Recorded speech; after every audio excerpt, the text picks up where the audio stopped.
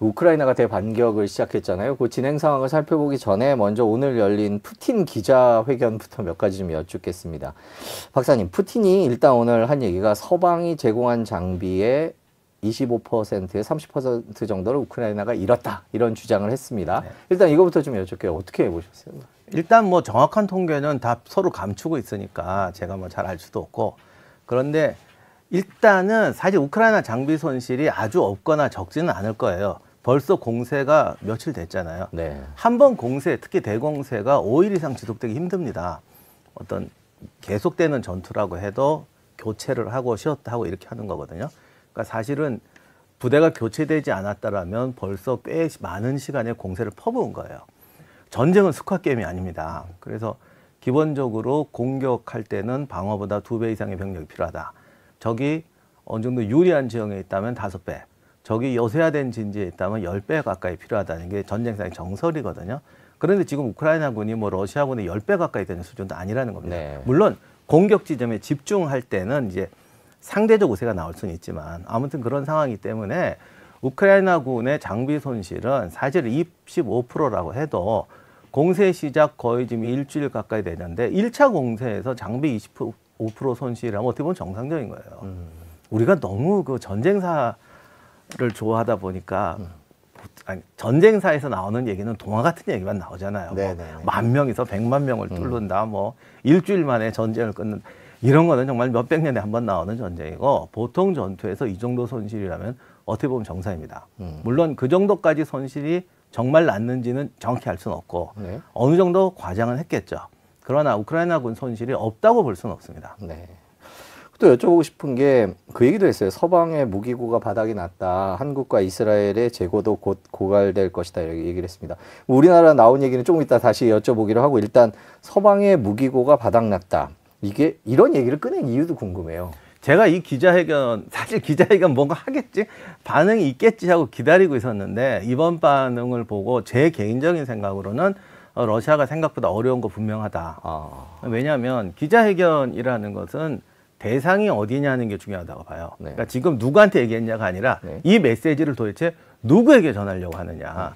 그러니까 물론 뭐 어차피 모든 사람이 듣는 거지만, 예를 들면 서방이 지금 10%를 잃었는데 푸틴이 25%를 잃었다고 하거나, 아니 뭐 25%를 잃었는데 25%를 잃었다라고 했을 때 서방은 다 알아요. 우크라이나가 자기들이 얼마 잃었는지 알 거 아닙니까?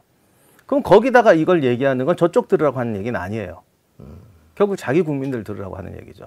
그러니까 이번 메시지는 서방 세계가 아니라 대국민 홍보용이란 말이에요. 그러면 이거는 전황이 자기한테 지금 내놓을 카드가 없다는 얘기죠.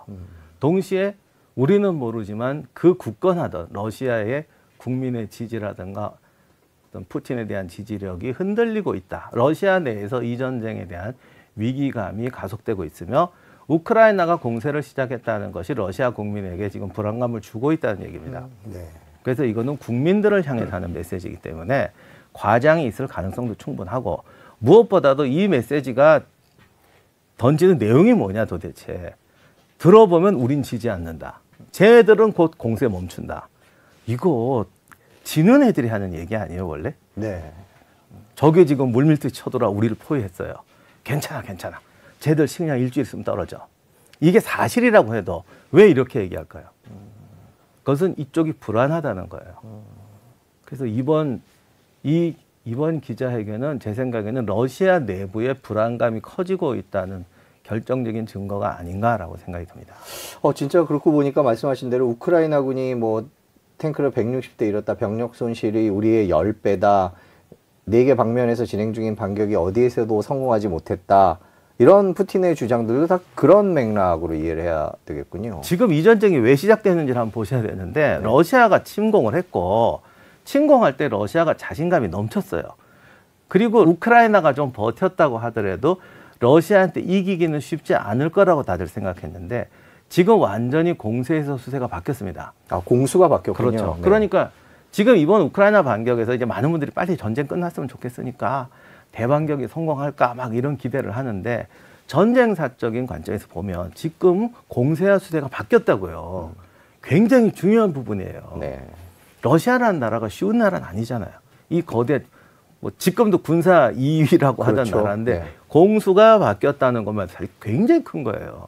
이번 공격이 성공하느냐, 뭐 다음 공격이 성공하느냐, 아직 다음 공격 없을 거냐는 거는 나중 문제고, 지금 공수가 전환된 상태에서 푸틴이 우리가 이길 수 있고 이걸 반격하고 공수를 전환시킨다가 아니고 우리가 이긴다도 아니에요. 쟤네가 지쳐서 포기할 것이다. 한번 왜 이런 메시지를 던질지 한번 생각해 볼 필요가 있다고 생각합니다. 네. 갑자기 또 말씀해 주시니까 러시아의 정치적인 상황이 조금 또 궁금하기도 합니다.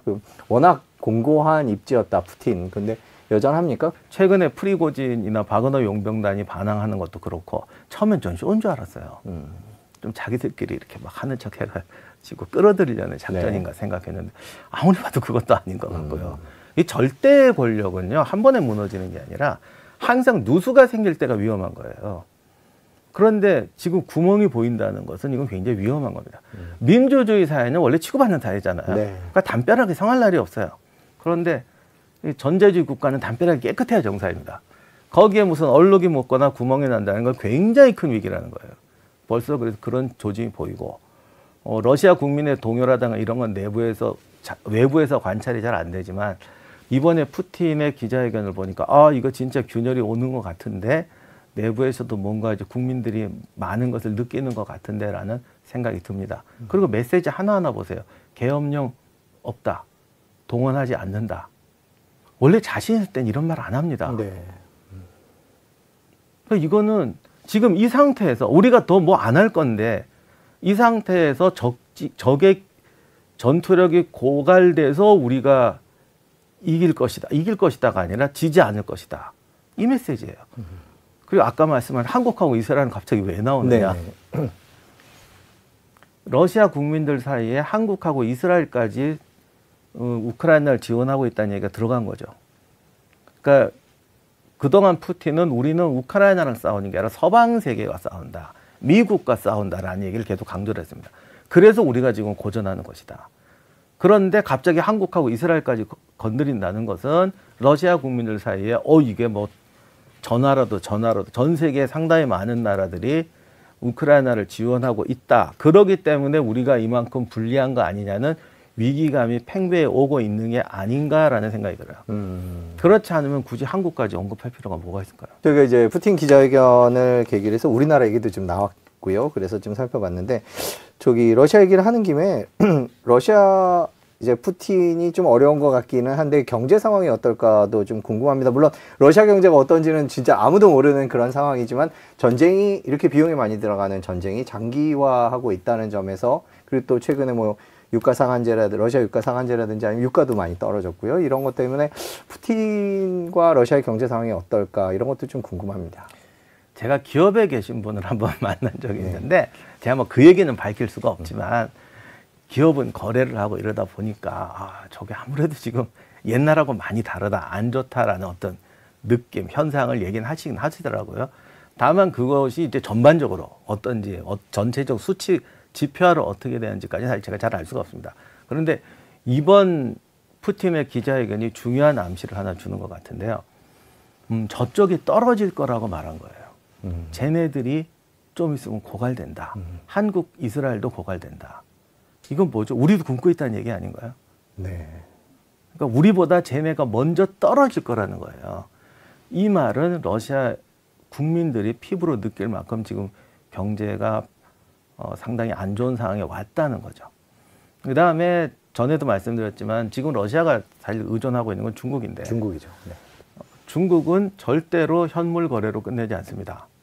예를 들면 지금 러시아 에너지를 제일 많이 사주는 나라가 중국이잖아요. 그런데 중국이 그럼 에너지만 사주고 끝낼 것이냐? 절대 그럴 나라 아니에요. 사주는 대가로 뭔가 우리가 모르는 엄청나게 많은 걸 요구했겠죠. 지난번에 블라디보스톡 그 공유 얘기 나온 것도 이게 사실 외교사적으로 굉장히 영토사적으로 외교사적으로 굉장히 중요한 얘기입니다. 이거 아마 한 200년 지나서 역사 쓴다면 굉장히 중요한 포인트 중에 하나가 될 거예요.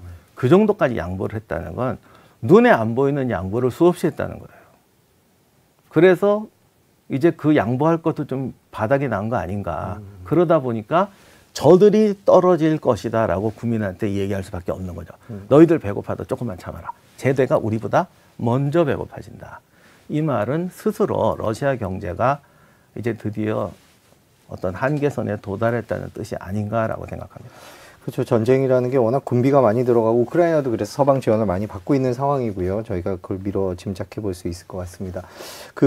이렇게 러시아가 궁지에 몰린 것 아니냐라는 저희가 이제 분석을 하고 있는데요. 보면 이렇게 되면 항상 신경이 쓰이는 게 러시아의 핵입니다. 예, 지난번에도 뭐 실현되진 않을 거다라고 저기 나와서 말씀해 주셨지만 뉴욕타임즈는 또 걱정이다 이런 기사도 실었고요. 네, 어떻게 보세요? 여전히 같은 의견. 근데 문제는 그 핵을 어디다 써내는 거예요. 핵을 쓸 수도 있겠죠. 근데 그 핵을 어디다 쓰죠? 예를 들면 만약에 지금 전투가 진행 중인 전선에 우크라이나군이 결집된 전선에 폭파시킨다면 러시아군도 같이 죽는 거예요. 네. 그리고 전선에 진격할 수 없는 공백지대가 생기죠. 그리고 도네츠크 이미 그쪽이 다 오염이 되기 때문에 자기들 점령지가 이게 쓸 수 없는 점령지가 돼요. 그럼 키이우나 뭐 이런 데 떨어뜨린다? 뭐 우크라이나가 항복하게 할 수는 있겠죠. 그러나 우크라이나를 영원히 지배하지 못할 것이고 일단 핵을 쓰면 서방 세계도 그 핵으로 보복해서 세계대전은 못 일으킬 겁니다. 아무리 협박을 해도. 그러나 적어도 우크라이나 문제에 대해서는 나토도 개입할 수, 왜냐하면 생존권 문제니까. 나토도 개입할 수, 물론 지금 나토는 군대가 형편없어서 개입 못합니다. 그러나 우리가 조금 길게 보면 키이우를 이렇게 잿더미화하고 우크라이나를 러시아가 지배한다고 해도 사실 제대로 된 지배는 안 되고 돈만 들 거란 말이에요. 그런 상태에서 10년은 짧은 세월 아니에요. 긴 세월, 말 잘못할게. 10년은 긴 세월 아니에요. 금방 지나가요. 나토도 10년이면 군대 복구할 수 있습니다. 그렇게 되면 나중에 뒷감당 어떻게 하죠? 그래서 핵을 쓴다는 것은 결국 전쟁을 멈추겠다 또는 전쟁을 이기겠다라는 건데 이기는데도 도움이 안 되고 멈추는데도 도움이 안 됩니다. 다만 제가 늘 하는 말이지만 전쟁은 항상 비합리적 선택을 강요합니다. 그러니까 우리가 전쟁에서 벌어진 끔찍한 일을 이제 역사를 보면은 도저히 이걸 왜 했지 싶은 그렇죠. 일이 한둘이 아니에요. 그러니까 비합리적 선택의 영역을 아마 타임지는 걱정한 거겠죠. 네. 전쟁은 항상 비합리적 선택을 하니까. 그런데 우리가 비합리적 선택의 영역까지 예언할 수는 없어요. 그러나 합리적 상황으로 봐서는 현재는 그렇다. 네, 결국 이제 저희가 핵전쟁 얘기까지 했는데 그러면 지금부터는 우크라이나의 대반격 상황이 전쟁 상황이 어떻게 진행되고 있는지 들어오는 소식들도 있고 외신들도 있으니까요. 그걸 바탕으로 해서 좀 얘기를 들어보도록 하겠습니다. 지금 러시아 뭐 오늘 푸틴 기자회견도 있었지만 러시아의 주장과 우크라이나의 주장이 많이 다르고요. 서방 언론들의 보도도 다릅니다. 박사님 보시기에는 지금 우크라이나의 반격 상황은 어떻게 진행되고 있다고 보세요? 사실 우크라이나 군의 정확한 전력, 손실률 이런 거를 정확히 아는 사람은 극소수의 서방 정보들밖에 없을 것 같아요. 네. 군부들밖에. 근데 이게 전쟁이 공격이 3단계가 있는데요. 러시아가 일단 전방에 강력한 방어선을 구축한 건 맞잖아요. 그런데 원래 방어에는 크게 2가지의 개념이 있습니다. 네. 하나가 견벽 고수방어라고 국경선이랑 일선지대를 최대한 견고하게 지키는 거예요. 아니면 종신방어라고 해서 적을 끌어들인 다음에 깊게 끌어들여서 좌우 협공을 네. 한다거나 이런 거고 여기서 이제 조금 더 나가면 이제 기동방어라고 그 끌어들이는 걸 좀 더 유연하게 하는 방법이 있는데 러시아는 뭐 죄송합니다만 이거 못할 상황이 이거 할 능력이 안 되니까 네. 뭐 내가 뭐라고 할 수가 없어. 자기들이 그동안 못했으니까 네. 기동방어할 수준은 아닌 것 같고요. 종신방어까지는 가능할 수가 있어요. 네. 그런데 지금 하는 거는 견벽 고수방어란 말이죠. 그런데 이 방어의 문제는 전선의 라인이 길게 깔려요. 지금 지도에 나오는 네, 저거는 지금 남부전선이고 실제는 남부전선? 거의 북쪽에서 남쪽까지 네, 동부전선도 있죠. 네. 저게 거의 4배의 전선에 있어요. 네. 그러다 보니까 워낙 삼중 튼튼하게 방어를 했고 러시아군이 원래 수비에 강한 거는 또 일가견이 있으니까 그 비교적 탄탄하죠. 그래서 네. 지금 우크라이나군이 공격하는 것은 이 벽을 깨트리는 단계예요. 여기서 이제 벽이 얼마나 깨질 것인지, 벽이 30%도 깨지기 전에 우크라이나군의 전력이 소진될 것인지 이건 해봐야 합니다. 근데 지금 뭐 마을 몇 개 점령했다 어쩌다 얘기가 나오지만 그 벽이 상당히 단단하고 네. 우크라이나군이 벽을 이렇게 멋있게 돌파하지는 못하고 있는 건 사실입니다. 여기까지가 1단계. 그다음 2단계는 뭐냐? 실제로 우크라이나군이 어딘가를 뚫었을 때 병력을 집중해서 뚫어야 되는데 집중해서 뚫기 위해서는 러시아군 방어가 모이지 않아야 될 거 아닙니까? 그러니까 여러 군대를 이렇게 공격하게 되면서 특정 지역을 집중 돌파하게 돼요. 네. 그런데 전쟁에서는 주도권 개념이 있는데 공세의 그러니까 수세로 나갈 때 문제는 전전선의 병력을 고르게 배치해야 된다는 거예요. 공격하는 쪽에서는 병력을 집중해서 돌파할 수가 있습니다. 그러니까 이미 러시아군은 병력을 얇고 길게 폈어요. 네. 네. 그 방어 진지 때문에 공격군이 저지되고는 있지만 만약에 벽이 뚫렸을 때 우크라이나군은 러시아군에 비해서 굉장히 집중적인 돌파가 가능해집니다. 네. 요 상황하고 벽 뚫기 전의 상황은 완전히 달라요. 아직 벽을 뚫지는 못했지만 벽을 뚫었을 때 러시아군의 제일 문제는 병력 부족 문제가 당장 닥치고요. 네.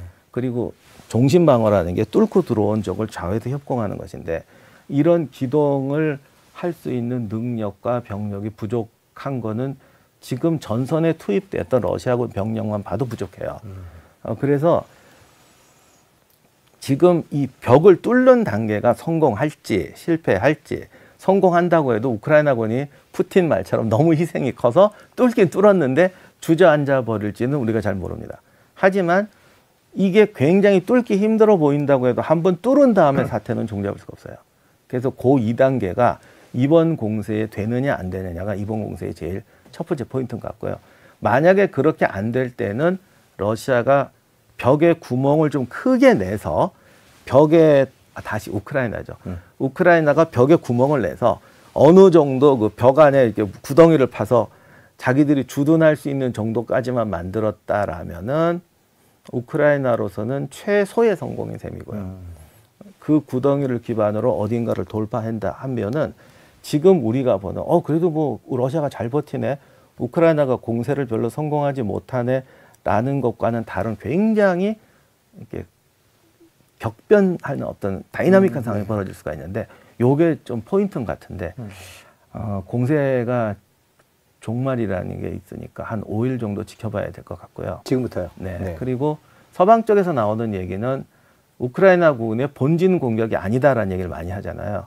그렇다면은 지금 공격하면서 벽을 뚫는 게 그냥 뚫는 게 아니라 러시아군을 집중시켜 놓고 어딘가에 갑자기 집중 돌파를 하는 아직 이 벽을 뚫는 단계에서 또 하나의 숨은 전략이 남아있을 수가 있다. 근데 서방 쪽에서 자꾸 이런 얘기를 하는데 이게 뭐 저도 제가 그것까지 어떻게 알겠습니까? 그 전에도 한 말씀드렸지만 뭐 위성지도를 한번 분석해보자는 프로그램도 있었는데 그거 하나 분석하려면 억대로 비용이 들어가요. 네. 그래서 뭐 제가 집을 팔아서 할 수도 없는 것이고 다세대에 보면 알 수 있겠군요. 그 대신에. 그러니까 지금 해주신 말씀을 정리를 해보자면 러시아가 일자로 선을 세웠고 우크라이나군은 어딘가를 돌파하기 위해서 골고루 건드리면서 러시아군을 딱 그 자리에 지키도록 하고 있고요. 어딘가 집중해서 돌파를 할 것이고 그게 뚫고 난 뒤에는 러시아가 그 다음에 대처할 방법이 없으니까 새로운 양상으로 전개될 굉장히 수 있다. 다이나믹. 지금처럼 지지부진한 것이 아니라 굉장히 다이나믹한 상황이 벌어질 수가 있다. 네. 그리고 지금 벽을 뚫는 것이 전 전력을 집중해서 뚫는 것인지 이것도 교란이고 어딘가 진짜 드릴이 숨어 있는 것인지는 지금 관측이 엇갈리고 있다. 이 정도까지 말씀드릴 수 있습니다. 네, 그러니까 저희가 뭐 다음에 여쭤보려고 말씀드렸는데 영국의 가디언지가 이제 탐색전이고 아직 발톱을 드러내지 않고 있다라고 네. 한 얘기가 지금 해주신 그 네, 얘기군요. 그 얘기죠. 아, 그렇군요. 이미 영국의 가디언지도 그렇게 얘기를 했고요. 보면 또 영국의 BBC 방송도 마찬가지 얘기를 해주신 것 같은데 BBC가 자포리자 전선이 중요하다라고 기사를 썼는데 그러면 BBC는 말씀해주신 그 돌파할 곳이 자포리자 인근 지역일 거다 이렇게 예상하고 있는 건가요? 아니면 뭐 자포리자는 또 무슨 특별한 이유가 있나요? 근데 이거는 제가 전에 저희 유튜브에서 한번 이런 얘기를 했는데 이것이 딱 짜여진 각본이 정확히 있다고 좀 보지 않아요. 그러니까 돌파가 가능한 지역 또는 돌파했을 때 전세를 바꿀 수 있는 지역을 적어도 우크라이나는 3군데 이상 가정을 하고 있다고 봅니다. 네. 그리고 이게 전투로 들어갔을 때는 네네. 사실 손자도 그런 말을 했어요. 지지 않는 거는 나의 능력이지만 이기는 건 상대편이 관련이 있다. 막상 갔더니 저기 자포리자가 주종일 거라고 대비를 해서. 막상 갔더니 자포리자에 막 2중 3중의 방어망을 놓고 크레미나 쪽을 비워놨다 그러면 크레미나 쪽으로 치는 것이죠. 그래서 우크라이나 군도 절대로 요게 주공이다 정도로는 안 했을 것 같아요. 그래서 지금 탐색전 얘기가 나오는 건데 이 전황이라는 거는 어느 정도 유동성이 있는 거거든요. 그래서 이건 러시아군한테 달려 있다고 봐요. 그래서 우리가 만약에 분석을 한다면 이렇게 분석하는 게 사실 제일 좋습니다. 자포리자를 뚫었을 때는 전투가 어떻게 진행될 것이냐. 크레미나 쪽을 뚫었을 때는 어떻게 되느냐. 바흐무트 쪽을 뚫었을 때는 어떻게 되느냐. 저 위에 스트로베 쪽을 뚫었을 때는 어떻게 되느냐. 이런 여러 가지 가능성을 놓고 이야기를 해야 되는데 지금 자포리자 쪽에서 좀 파고 들어가니까 또 이제 막 이렇게 그런 얘기들을 하는 것 같아요.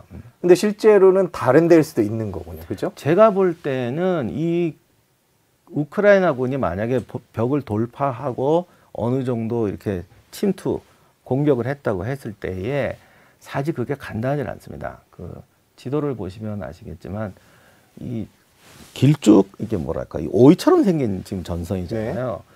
어느 쪽으로든지 파고 들어가든지 측면 공격의 위험이 있습니다. 우크라이나 군도 사실 그렇게 지금 아무리 뭐 해도 그렇게 강력하고 충분한 군대는 아니거든요. 네, 그렇다면은 예를 들면 지금 저기 오리하우 뭐 저 벨리칸 노보시카 지금 저쪽이 주력이라고 저 빨간 선들이 방어선인데 네. 만약에 뭐 멜리토폴로 갈 수도 있고 뭐 베르단스크 쪽, 마리우폴 쪽으로 가든 내려간다고 치면 내려가는 순간 측면이 공격당하게 돼요. 그 옆에 있던 러시아군들이 공격할 수 있는 거죠. 물론 러시아군이 이미 전선이 깔려도 측면을 공격할 병력이 없고 우크라이나군이 4군데를 다 쑤시고 있기 때문에 병력을 돌릴 병력이 없다 그러면 직진이 훨씬 수월하겠지만 아무리 그렇다고 해도 측면을 놓고 그냥 직진하기 쉽지가 않아요. 보급선도 자꾸 길어지고. 그러면 측면을 방어하려면 군대는 이렇게 직진하는 게 아니라 이런 식으로 가게 된단 말입니다. 그러니까 병력이 계속 필요하고요. 보급선도 이게 마치 부채살이 처럼 되니까 보급선이라든가 물량이 굉장히 많이 필요하게 됩니다. 그렇다면 우크라이나도 한 번에 이렇게 부채살 모양으로 돌파구를 만들면서 뭐 마리우폴이나 베르단스크, 아조우에까지 내려가기는 쉽지 않을 거라는 거죠. 그래서 제가 볼 때는 최상의 성공은 현재 단계에선 어느 정도 돌파구를 마련해서 차기 진격로를 할 수 있는 어떤 교두보를 넓혀 놓는 것만 해도 이번 공세는 상당히 큰 성공이다. 공격이 절대 쉬운 건 아니거든요. 그렇죠. 네. 그리고 그렇게 됐을 때 우크라이나군이 2단계, 3단계 전선의 선택의 폭이 엄청나게 넓어지고요.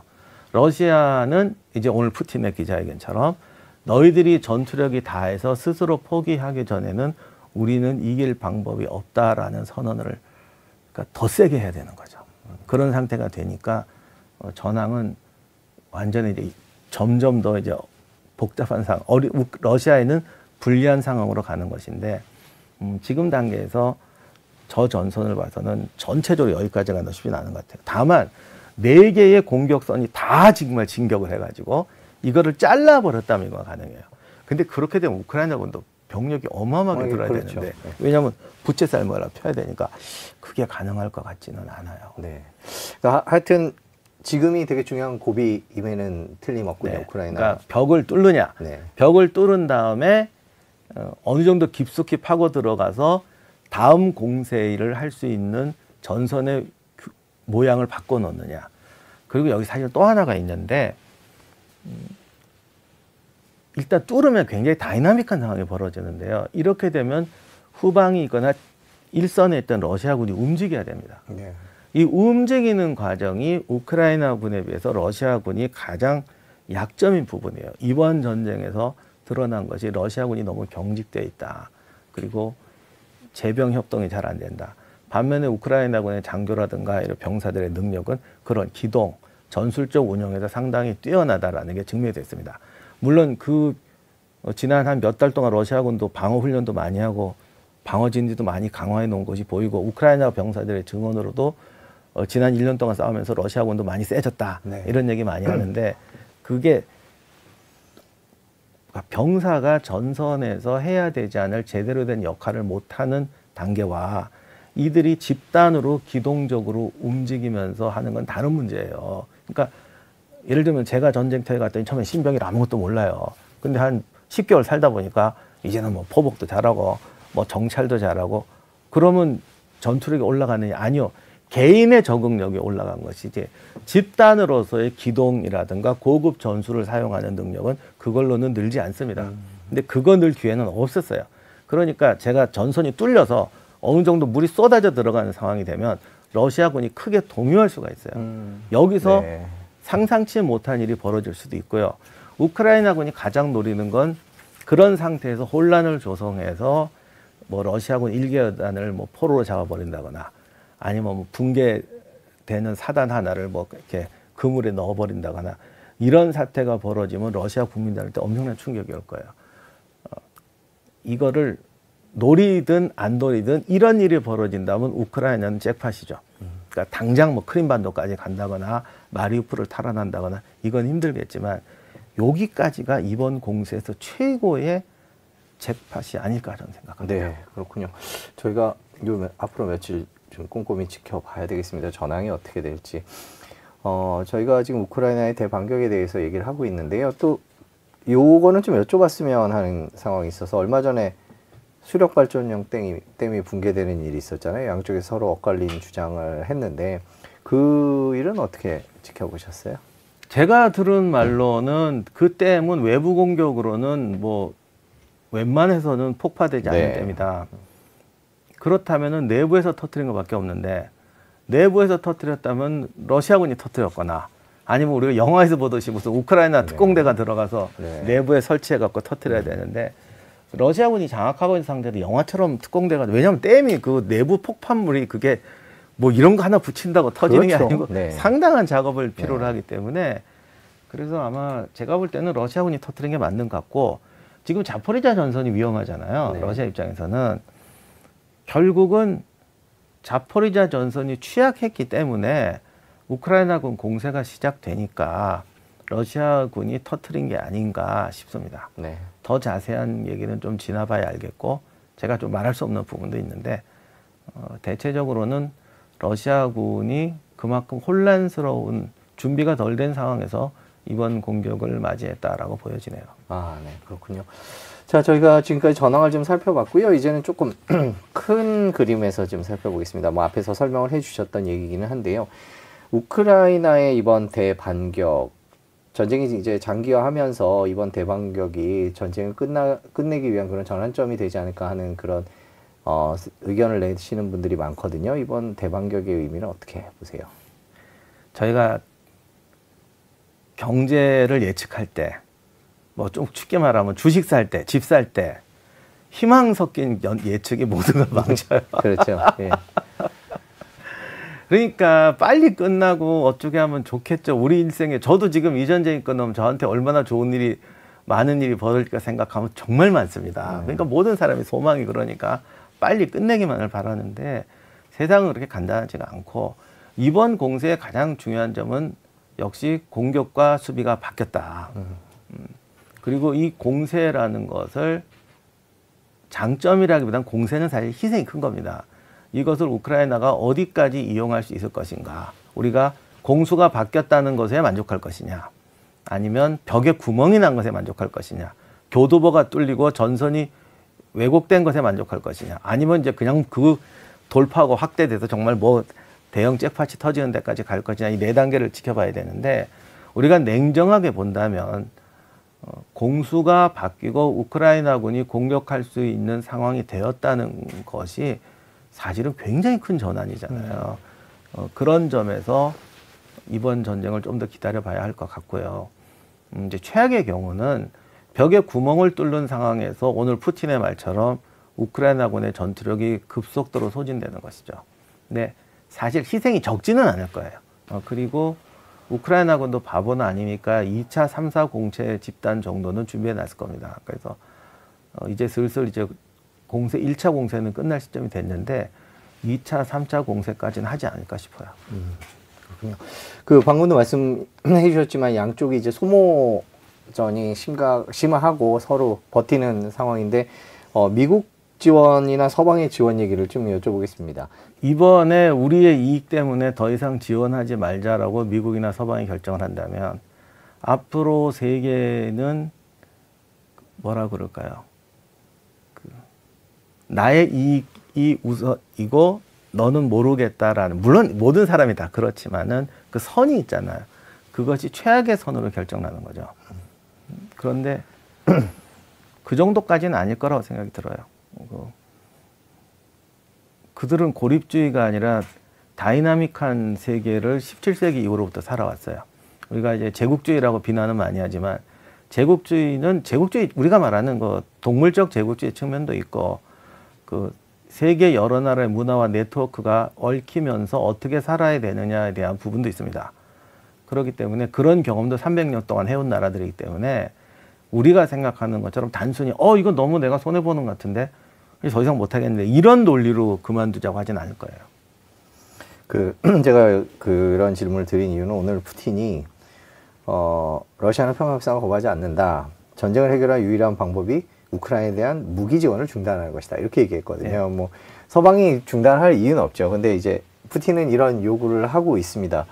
어떤 의도로 이런 얘기를 할까요? 실제로 이게 이루어질 거다라고 푸틴도 생각 안 할 것 같은데요. 만약에 오늘의 푸틴의 기자회견이 페이크라면 네. 우리가 이렇게 힘들어 뭐 이러면서 끌어낸 페이크라면 어떡할까 했던 게 오늘 그 얘기였어요. 너희들이 지원 그만두면 우리가 안 하겠다. 네. 근데 이거 진짜 말도 안 되는 얘기잖아요. 이게 네. 상대방한테 먹힐 카드가 아니에요. 그러니까 상대방을 설득하려도 네. 같은 말이라도 이렇게 해야 되는데 이건 누가 봐도 뻔한 얘기인데 네. 왜 이런 식으로 말을 할까? 근데 가만히 생각해 보니까 러시아 국민들한테는 쟤들이 쳐들어와서 우리가 지금 싸우고 있다라고 계속 얘기를 했어요. 그러니 너희는 이제 소진될 거고 너희가 이제 그만두면 우리도 그만할게. 이게 어떻게 보면 연결되는 거거든요. 네. 그러니까 이게 결국 대국민 논리예요. 이건 페이크가 아닌 것 같아요. 진짜로 자기가 이런 말 하면 약점이 잡힐 줄 알지만 안 하면 안 되는 상황이 온 거죠. 그렇게 봐야 되겠군요.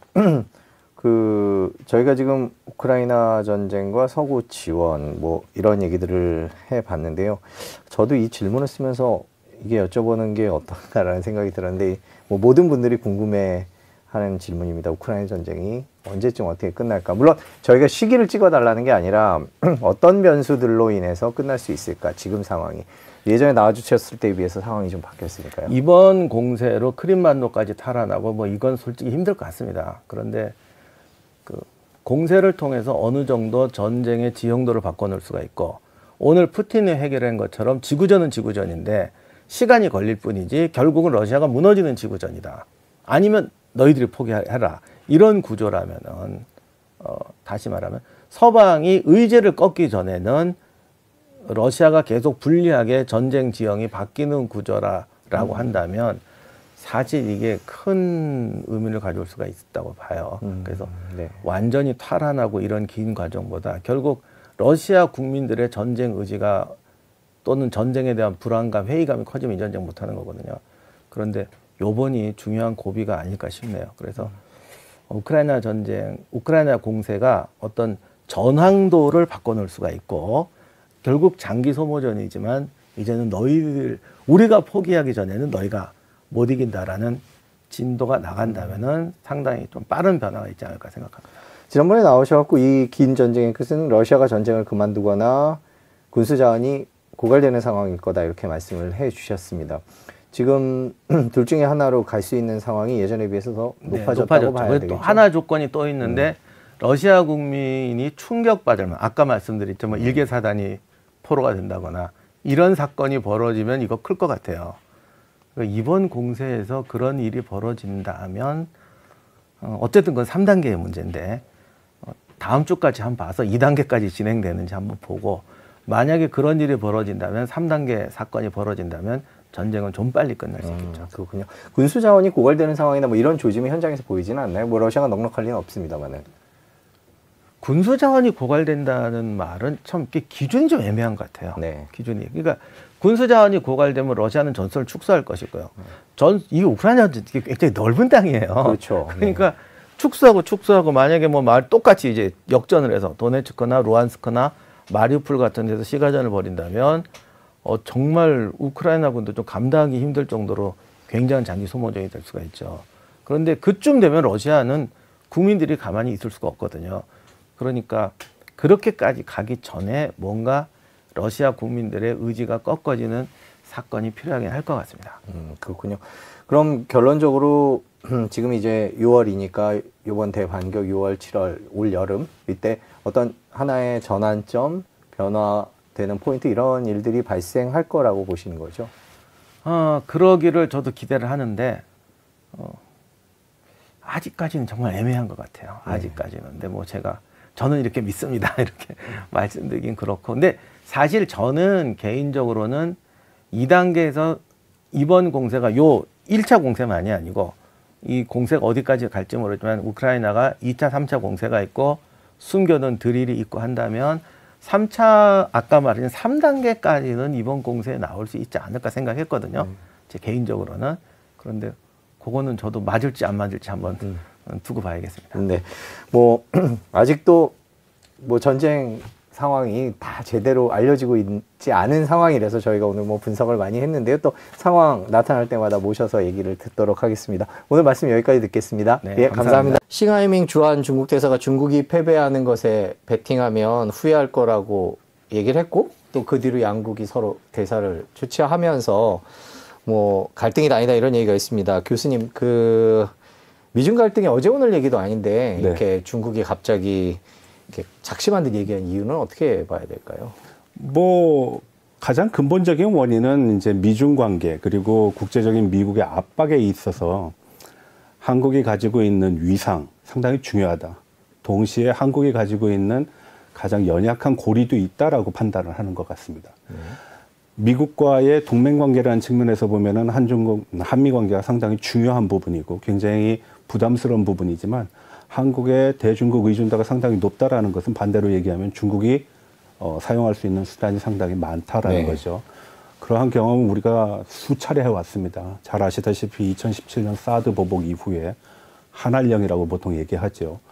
그래서 우리의 대기업이 이제 철수하는 어떤 계기가 됐었고, 그리고 그러한 상황이 지금 뭐 6, 7년 정도 됐는데도 사라지지 않았다라는 겁니다.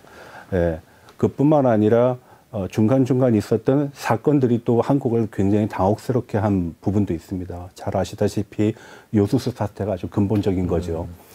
요수수 사태라는 건 우리가 경제적인 측면에서 보면은 아주 철저하게 경제적인 원리에 의해서 작동되는 것인데 그것을 보복의 수단으로 삼았다라는 겁니다. 만약에 그것이 굉장히 중요한 물자고 그리고 전략적으로 중요하다라고 하면 한국도 생산했겠죠. 그건 뭐 특별한 기술이 들어가는 것도 아니니까요. 그렇지만 경제적인 측면에서 그것을 갖다 쓰는 것이 더 유용하다라고 판단됐기 때문에 우리는 그런 선택을 한 것이고 중국은 또 그것을 가지고 보복의 하나의 수단으로 사용했다는 겁니다. 미중 간의 갈등이라는 것은 기본적으로 보게 되면은 중요한 것은 중국의 위협이 가시적이다라는 데서 시작을 합니다. 이 가시적인 위협이라는 것은 현상에 대한 변경이고요. 그 현상의 변경이 주변국뿐만 아니라 패권을 장악하고 있는 미국의 영향력에 또 상당히 큰 부정적인 영향을 끼치기 때문에 미중 간의 갈등으로 나온 것인데 그 과정 속에서 한국의 어떤 모습이 상당히 중국에서 봤을 때는 취약하다. 그래서 한국에 대한 배싱이라고 그러죠. 회초리로 이렇게 때리는 그러한 현상들이 아주 노골적으로 나타나고 있는 겁니다. 그리고 중국의 어떤 대외적인 행태를 봐서도 중국이란 나라를 이해할 때 우리가 조금 몇 가지 시각에서 좀 바라볼 필요가 있습니다. 이성적이고 합리적이고 국제적인 어떤 규범에서 접근한다. 이렇게만 순진하게 파악을 하면 안 됩니다. 예. 자기가 갖고 있는 각종의 불만들을 아주 노골화하는 그런 경향이 있는데 패권국이라든지 대국에 대해서는 수위 조절을 하는데 반해서 중견국이라든지 후진국에 대해서는 그걸 아주 노골화하는 경향이 있습니다. 한국도 그 범주 안에 들어간다고 보시면 되고요. 또 우리나라도 항상 이러한 문제가 나타났을 때 국민이 모두 일치를 해가지고선 이런 문제는 도덕적으로 맞지 않다, 합리적이지도 않다, 그리고 국제관계의 어떤 기본적인 규범에도 어긋난다라고 판단하고 같은 목소리를 내게 되면은 아마 이러한 문제는 쉽게 지나갈 수 있을지 몰라도 우리는 수출로 돈을 버는 네. 나라다 보니까 경제에 대한 어떤 의존도, 경제에 대한 중요도를 상당히 높게 생각을 하는 그런 측면이 있습니다. 그래서 정경, 냉혈 뭐 이런 표현도 많이 쓰지 않습니까? 또 안미 경중이라 그래가지고선 안보는 미국, 경제는 중국. 그렇게 양자 간의 어떤 선택지를 가지고 모든 문제를 풀어가게 되면요, 문제가 꼬이게 됩니다.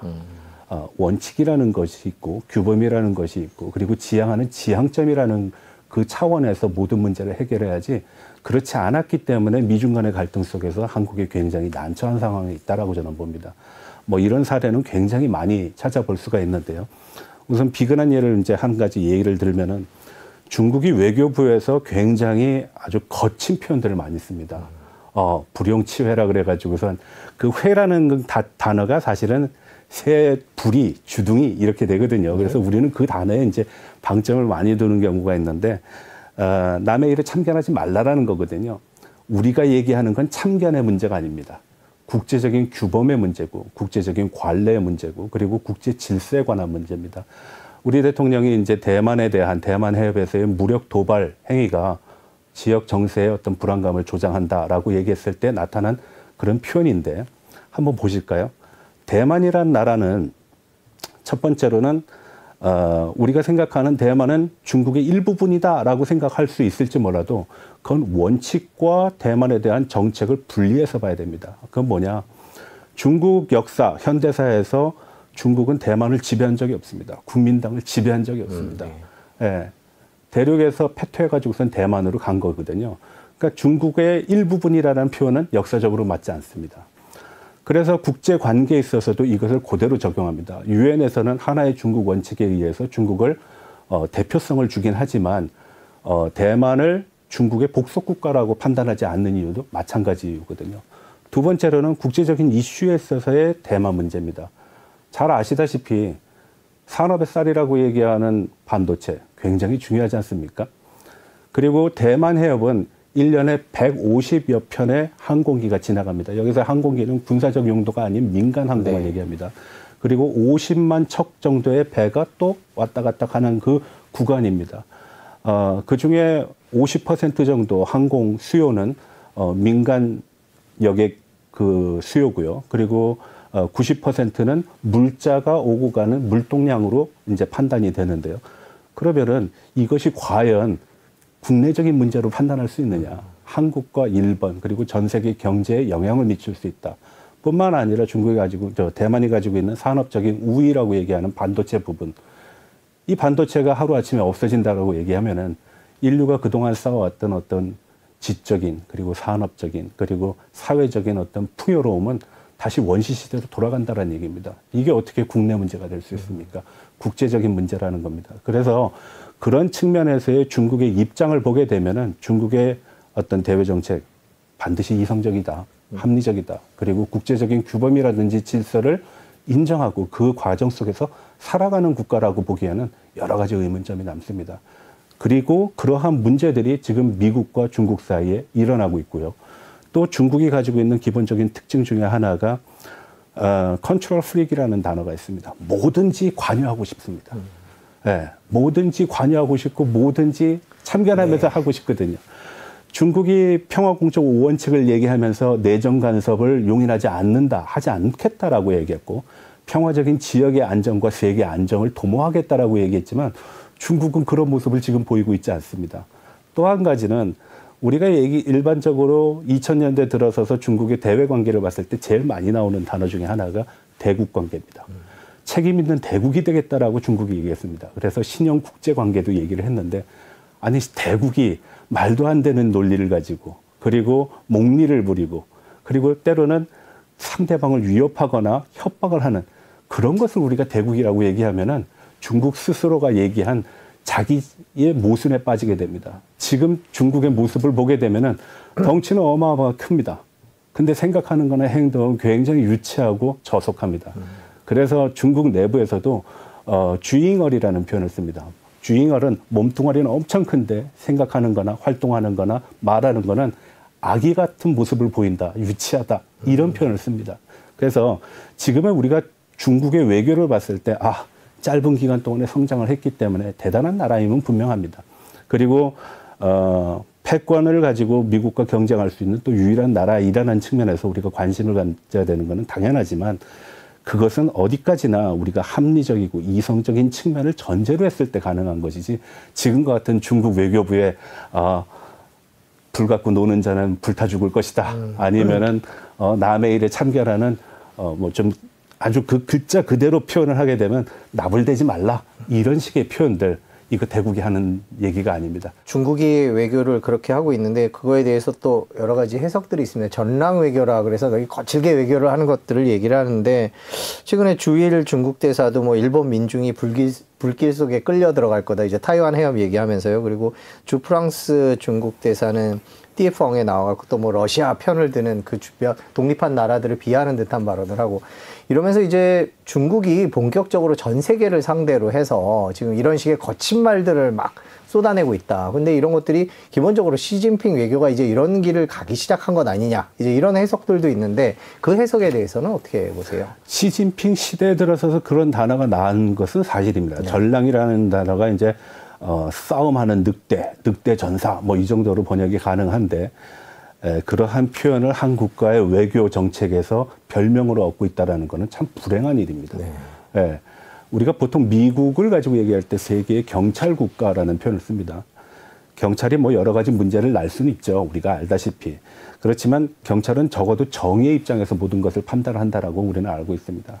근데 중국의 외교가 이렇게 전랑같이 맨날 싸움이나 하고 협박이나 하고 으르렁거리면서 상황을 불안하게 만든다라는 거, 그 중국 외교로 보게 되면 성공적인 모습이라고 보지 않습니다.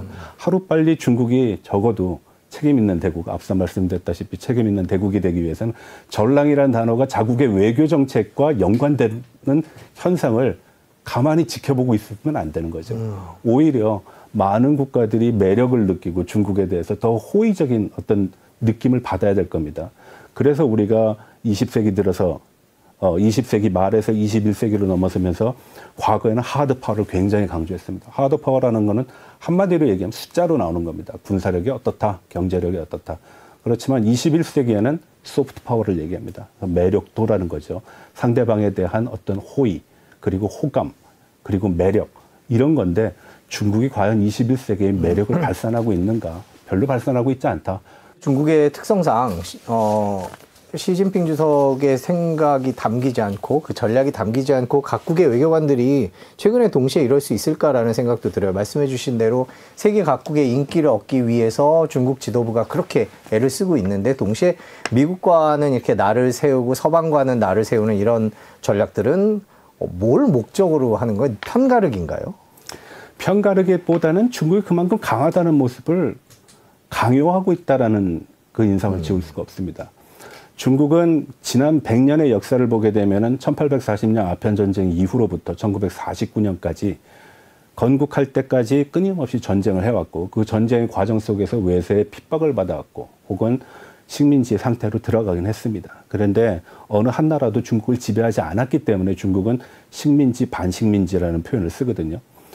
그러한 역사의 오명을 벗어나고자 하는 그런 경향성이 굉장히 강합니다. 그리고 과거의 중국의 어떤 모습을 재현하고 싶어하는 그런 또 의지도 굉장히 강하고요. 교수님께서 말씀해 주신 그런 중국의 외교 스타일, 뭐 어떻게 보면 다소 유치하기도 하고 나라별로 차별을 두기도 하는 그런 스타일을 생각한다면, 우리나라에 대한 견제와 압박은 앞으로도 계속될 수 있다, 이렇게 봐야 할까요? 견제 압박은 계속될 겁니다. 왜냐하면 우리나라가 첫 번째로는 사이즈는 좀 작을지 몰라도 국제적인 어떤 영향력이라든지 위상은 상당하거든요.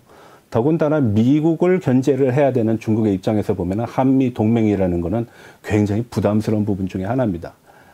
그래서 전략적인 측면, 그리고 사회적인 측면, 안보적인 측면, 더 나아가서 경제적인 측면까지도 굉장히 한국을 견제하고, 그리고 그 과정 속에서 앞서 말씀드렸다시피 거친 언사는 물론이고 아주 적잖은 보복도 이루어질 거라고 봅니다. 우리나라의 상황을 보면은 한 가지 이렇게 말씀을 드려볼까요? 한국의 대외 관계에 있어서의 경제는 상당히 중요합니다. 왜 우리도 역시 수출 주도형 산업 구조를 갖고 있으니까요. 중국도 마찬가지입니다. 근데 중국이 그것을 활용을 하고 있습니다. 그러면서 자기네들은 소프트 파워를 지향한다라고 얘기합니다. 그거 옳지 않습니다. 하드 파워를 소프트 파워로 해석을 하고 있다는 겁니다. 이건 굉장히 잘못된 것입니다. 앞서 말씀드렸다시피 하드 파워는 숫자로 표현이 되는 거고 소프트 파워는 매력도 감정으로 표현되는 것이거든요. 근데 이 자국의 어떤 경제적인 사이즈와 규모를 가지고 한국을 굉장히 압박해 옵니다. 경제 제재를 중국이 추가로 할 수도 있다 이렇게 보세요. 예전처럼. 경제 제재는 아주 다양한 수단이 있습니다. 우리가 요소수 사태 이후에 중국이 한국에 대해서 제재를 할 수 있는 산업별 그 원자재를 가지고 봤을 때 약 2,500개 정도가 됩니다. 그거는 평균 대중국 의존도가 85%에서 90% 이상인 산업군의 이제 내용들이거든요. 원자재들이거든요. 그러니까 2,500개 정도의 그 제재 아니면은 목리는 충분히 있을 수 있다. 다만 그 목리로 인해 가지고서 우리들의 대중국관 인식은 중국이 기대하는 것과 전혀 다른 모습으로 나타날 수 있다. 그것이 올해 중국에 대한 호감도를 조사했을 때 이미 우리나라 국민들이 거기에 상당히 동의를 했죠. 그래서 90% 이상의 사람들이 중국에 대해서 호감도를 갖고 있지 않다라고 표현한 것도 저는 그러한 결과라고 봅니다. 그러면 뭐 예를 들면 최근에 전문가들은 뭐 리튬이나 이런 중요한 것들이요, 2차 전지나 반도체와 관련된 것들을 중국이 제재를 할 수도 있다, 아니다, 못할 것이다. 뭐 이제 갑론을박인데 교수님은 뭐 조금 더 외교 갈등이 불거지면 경제 제재도 할 수 있다 이렇게 보시는 쪽입니까? 할 수 있죠. 할 수 있습니다. 그렇지만 지금의 제재라는 거는 나는 이득이 되고 상대방은 손해가 된다라는 제로섬의 원리가 아닙니다. 내가 손해보면 당신도 손해본다라는 그렇죠. 겁니다. 예. 뭐, 리튬을 가지고 얘기하면은 리튬이라는 원자재 아닙니까? 예. 그 원자재에 대한 중국의 어떤 개발, 생산, 수요 같은 것이 상당한 것은 우리가 다 알고 있는 사실입니다. 그렇지만 그것이 리튬으로 존재할 때는 그냥 흙에 불과합니다. 광물에 불과합니다. 그것이 산업에서 쓰여질 때, 네. 최종제로 만들어졌을 때 그것이 경제 발전을 도움하고 국가의 어떤 신장을 담보할 수 있는 물건들이라는 거거든요. 그러니까 그런 측면에서 보게 되면 중국의 목리, 보복, 제재 있을 수 있습니다. 그렇지만 그 목리 중국이 하나도 손해보지 않고 한다. 그건 있을 수 없습니다. 예. 아마 중국이 반도체를 가지고 얘기하는 것도 그런 부분일 겁니다. 우리나라가 지금 조금 줄기는 했지만 중국의 수입 그 대상국 중에 우리가 한때 최고인 적이 있습니다. 10% 정도의 수입 대상국 1위를 한 적이 있거든요. 거기에 이제 홍콩과 대만은 제외하는 겁니다. 이유는 이유로 보지 않고 개별 국가로 봤을 때는 한국이 개별 국가 중에서는 중국의 수출을 제일 많이 하는 나라입니다. 우리가 90%의 그 아픔은 주지 못해도 10%의 아픔은 줄 수 있습니다. 예, 그런 측면에서 보게 되면은 중국 제재를 할 때는 장기간에 걸친 제재는 힘들 것이다. 오히려 사회 여론의 조작, 심리전, 언론전, 법률전과 같은 통일전선 전략으로 인해 가지고선 전 인민들이 한국에 대한 어떤 불신, 비호감도를 증가시킴으로 인해 가지고선 한국을 배제하는 정책으로 쓰는 것이 오히려 더 중국에서 볼 때는 더 고도화된 전략이라고 볼 수 있겠죠. 네, 그러네요. 외교 갈등이 어느 쪽으로 갈지 잘 모르겠습니다. 중국의 전략이 어떻게 될지는 좀 더 지켜봐야 될 것 같고, 중국 외교 얘기를 계속하고 있는데 또 궁금한 게 얼마 전에 일론 머스크가 중국에 갔었습니다. 네. 근데 또 다른 그러니까 미중 갈등에서의 그 첨예한 대립과 달리 이렇게 환영을 받았죠. 환영을 받았는데 그걸 놓고 이제 정치와 경제를 따로 분리하는 것 아니냐라는 얘기를 하는데 그 일론 머스크의 방중은 어떻게 보셨어요? 누이 좋고 매부 좋으면 좋은 외교 아니야? 라고 판단하는데 외교는 그렇지 않습니다. 가까운 관계 속에서도 일정한 텐션, 긴장감을 유지를 해야 되거든요. 일론 머스크 방중에 대해서 중국이 환호를 하고 환영을 했다라는 거는 중국이 가지고 있는 어떤 산업, 미국에 전달할 수 있는 메시지가 일론 머스크를 통해 가지고선 재현이 될 수 있다는 겁니다. 네. 지금 전 세계적으로 주목받고 있는 산업을 뭐 이렇게 말씀하시는 분은 없지만 저는 그렇게 생각합니다. BBC EV라고 얘기를 합니다. 네. 첫 번째 B라는 건 배터리입니다. 두 번째는 바이오 산업, 그리고 C는 칩, 그러니까 반도체죠. 그리고 EV는 전기 자동차입니다. 이걸 동시에 다 생산하는 유일한 제조업 대국이 중국이고, 그 다음에 거기에 견줘서 열심히 노력하고 있는 나라가 우리나라입니다. 예. 근데 일론 머스크는 그 중에서도 EV 자동차, 전기 자동차와 배터리 산업에 있어서의 어떤 중국이 지향하는 그 선도 산업의 한 가운데 있는 인물이죠. 그러니까 일론 머스크에 대한 관심도는 당연히 높을 수밖에 없고 이것이 전달하는 미국의 메시지도 충분할 거라고 봅니다.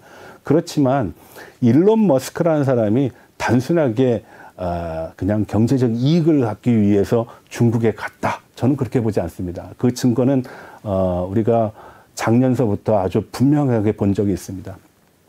기자님도 아시겠지만 스타링크라는 거 들어보셨죠? 네네. 올해 우리나라에 들어옵니다.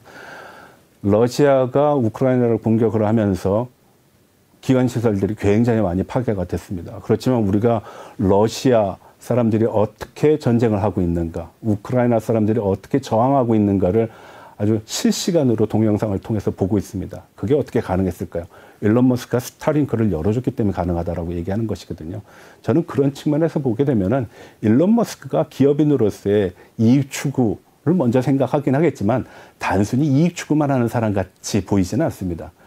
중국이라는 나라가 지금 일론 머스크를 통해 가지고선 재현하고 싶은 모습은 미중 간의 갈등을 축소시키거나 아니면은 적어도 일종의 가드레일 같은 그 보호막을 만들고 싶다라는 것이고요. 그걸 산업 부분에서 찾고자 하는 것입니다. 또한 중국이 이렇게 시진핑이 등장한 이후에 신흥 전략 산업이라는 걸 만든 게 있거든요. 그때는 이제 7가지를 얘기했는데 그게 나중에 좀 늘어나기도 합니다. 신흥 전략 산업 중에 배터리하고 EV, 신생 재생에너지 굉장히 중요한 부분입니다. 근데 그 축을 담당하고 있는 것이 테슬라입니다. 그러니까 분명한 거죠. 돈도 벌고 싶고 미중 간의 갈등도 빚고 싶지 않고 동시에 이 사람을 통해서 중국의 이미지도 개선할 수 있다 그러면은 굳이 그 사람을 반색하지 않고 반길 이유는 없다는 것입니다. 저는 그렇게 해석합니다. 그렇군요. 그 말씀해 주신 대로 뭐 완충지대, 미중 갈등의 완충지대 그런 역할을 테슬라가 한다고 생각을 해볼 수도 있겠네요. 근데 최근에 미중 갈등이 이제 내년 미국 대선 앞두고 더 거칠어질 거다라는 전망대로 가는 현상이 있는가 하면 또 반대로 이제 옐런 재무장관이나 미국 백악관 고위 간부들 같은 경우에는 최근에 미중 간의 화해 분위기도 있다 이런 식의 얘기들이 나오거든요. 미중 갈등은 이제 올 하반기 이제 거의 7월 되고 이제 하반기가 시작이 될 텐데요. 어떻게 전개될 거라고 전망하세요? 예를 들어서 미국의 안보에 치명상을 가할 수 있다. 미국의 생존 공간에 영향을 미칠 수 있다. 세계 질서에 파괴를 가지고 올 수 있다. 당연히 미국은 그거 용인하지 않을 겁니다. 그럼 몇 가지 예를 한번 들어보겠습니다. 앞서 말씀드렸다시피 대만 해협에 150만 편의 어떤 항공기가 운항을 하고 있고 50만 척의 선박이 오가고 있는데 그것이 중국의 내해로 들어가 가지고선 수출에 문제가 됐다. 수입에 문제가 됐다. 미국의 입장에서 그 가만히 있을 수 있을까요? 두 번째, 전 세계가 인권과 평등과 민주화, 시장 경제를 얘기하고 있는데 사회주의 경제 체제, 인권은 말도 안 돼. 국가 체제가 우선이야. 라고 얘기하는 거. 그거 용인할 수 있을까요? 그거 용인 못 합니다. 그런 측면에서의 대중 압박은 수그러들지 않을 겁니다. 저희가 지금까지 중국의 외교 관계를 짚어봤고요. 경제 얘기를 좀 해보겠습니다. 네. 중국 경제에 대해서는 뭐 여러 가지 얘기가 있습니다. 뭐 1분기에 4.5%의 경제 성장률을 달성했다라고 나오지만 월스트리트 저널은 뭐 서방 국가의 관계 악화, 소비 심리 이런 걸로 볼 때 더 이상은 어렵다. 뭐 이런 식의 부정적인 전망을 내놓기도 했습니다. 중국 경제에 대한 여러 가지 논란들이 있는데 교수님께서는 중국 경제 올해 어떻게 갈 거라고 보세요? 네, 제가 오늘 이 방송하기 전에 예전에도 한번 방송을 한 적이 있습니다. 똑같은 이 자리에서 방송을 했는데 그때 제가 이런 말씀을 드린 적이 있습니다. 뭐 선저 뭐 후고 네. 뭐 초기에는 상반기에는 좀 상황이 안 좋지만 하반기에는 리브 오프닝의 효과로 괜찮아질 것이다 라는 것이 대체적인 시각인데 저는 그렇지 않다라고 봤습니다. 그때 자료를 한번 보시면은 좀 이해가 되실 텐데 왜 그런가 하니 지금 중국의 각종 지표들의 불합치성이 굉장히 강합니다. 불균형이라고도 표현할 수 있고 불확실성이라고도 표현할 수 있는데 이런 겁니다. 전체적인 실업률은 줄고 있어요. 근데 대학생의 실업률은 20%를 넘었어요. 그건 어떻게 해석해야 될까요? 이게 같은 방향으로 가야지 정책을 사용할 수 있는데 같은 방향으로 가지 않습니다. 소비 패턴을 보게 되면은 우리가 보통 차이신이라는 데서 하는 자료를 보거나 아니면은 국가통계국에서 나오는 PPI 지수를 가지고 보는 경우가 많습니다. 차이신의 지수는 민간 기업을 주로 얘기하고 수출 기업과 관계된 기업 부분이 많습니다. 그거의 지표는 떨어지게 나타나고 있어요. 근데 높은 걸로 나타나고 있어요. 근데 정부 통계를 보면 낮은 걸로 나타나고 있거든요.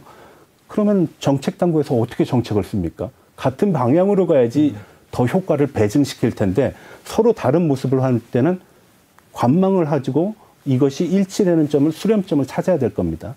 자, 그러면은 그러한 현상들이 왜 나왔냐를 먼저 설명을 드리면은 코로나 3년이라는 것이 너무 치명적이었습니다. 많은 사람들은 리오프닝 나갈 거야, 돈 쓸 거야, 폭발적인 어떤 수요가 발생할 거야라고 생각하는데 그렇지 않습니다. 기자님 코로나 기간 동안에 재난구원금 받으셨죠? 네네. 저는 25만 원 받았습니다. 남들보다 조금 더 받은 것 같습니다. 중국 사람들 받았을까요? 못 받았습니다. 없었습니다. 그러면은 가계의 저축이라는 것이 불로소득에 의해서 저축할 수 있는 여지가 전혀 없었다라는 겁니다. 그러면 두 번째, 우리는 코로나 상황 속에서도 출근을 했습니다. 마스크를 쓰고 사회적 거리를 두고 손소독을 하면서. 중국 사람들 그렇지 못했어요. 우리가 알고 있는 한 단어죠. 락다운입니다. 네. 봉쇄입니다. 류엔동이라는 사회부총리가 상해를 방문했을 때 2주 후에 풀어줄게, 3, 4일 있다가 풀어줄게 라고 얘기했는데 결국은 3개월 동안 봉쇄를 했습니다. 3개월 동안 거기 안에 있는 기업인들이 버틸 수 있었을까요? 가게들이 버틸 수 있었을까요? 12월 7일 날 코로나가 중국에서 해제됐습니다. 마지못해 해제됐다고 저는 판단합니다. 그리고 시장에 나왔습니다. 자기가 일해야 되는 알바 자리가 없어졌고요. 기업은 너무 힘들어서 더 이상의 여력을 가지고 운영하기가 힘들다라는 표현이 있습니다. 중국 사람들의 소비가 폭발적으로 늘어났다라고 2, 3월 달에 우리의 언론 보도에 많이 나왔습니다. 그래서 뭐 여행객도 늘어나고 그러는데 네네. 중국은 인구가 워낙 많습니다. 그래서 우리 눈에는 그 굉장히 커 보일지 모르지만 실질적으로는 그렇게 크게 나타나지 않았습니다. 그럼 각종 지표를 보게 되면은 알 수가 있습니다. 중국 당국에서 느끼는 코로나의 영향은 너무 크다. 그래서 저축률이 증가한 겁니다. 뭐냐? 소비 안 하고 모아놓아야 된다는 거예요. 누구도 나를 도와주지 않는다. 각자 도생해야 되는 상황인데 이 상황 속에서 뭐 할 수 있는 여지가 없다라는 것이죠.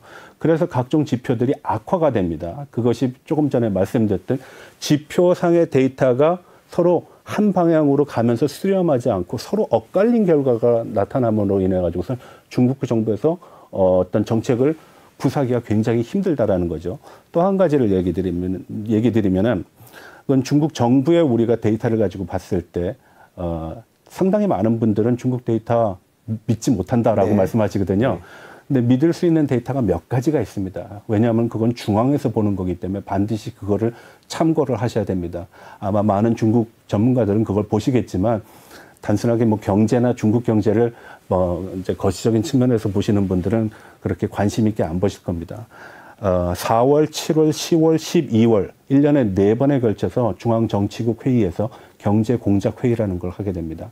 그 경제공작회의를 통해서 경제의 내용을 파악을 하는 거거든요.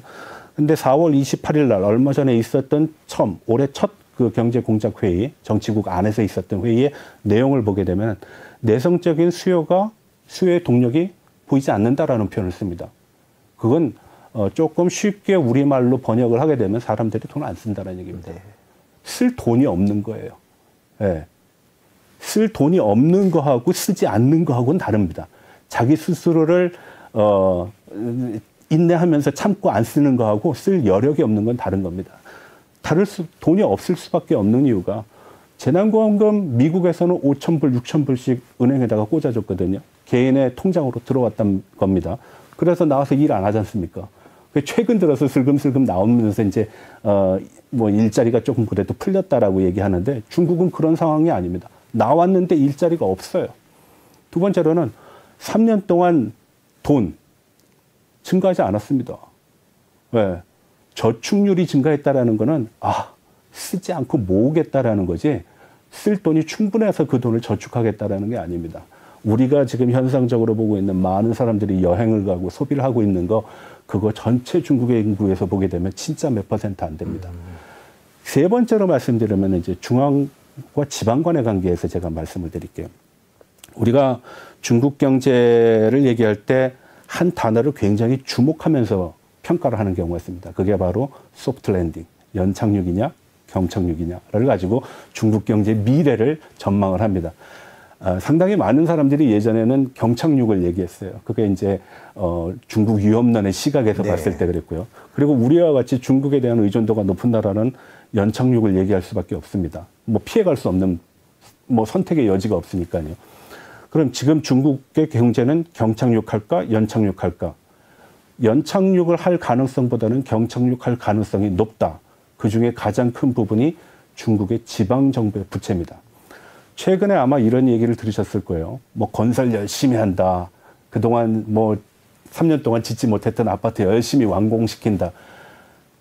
그 정책 뭐 적당한 판단이라고 전 봅니다. 왜냐하면은 그렇게 되면은 가구도 드러나야 되고 시멘트 수요도 있고 철강도 있고 노동자들도 있으니까 경제의 어떤 데이터 수치가 올라가긴 하는데 문제는 소비자들이 구입을 안 합니다. 중국은요 토지 사용권증이랑 방산증이라는 게 있습니다. 그걸 지방정부로부터 사야지만 입주가 가능하거든요.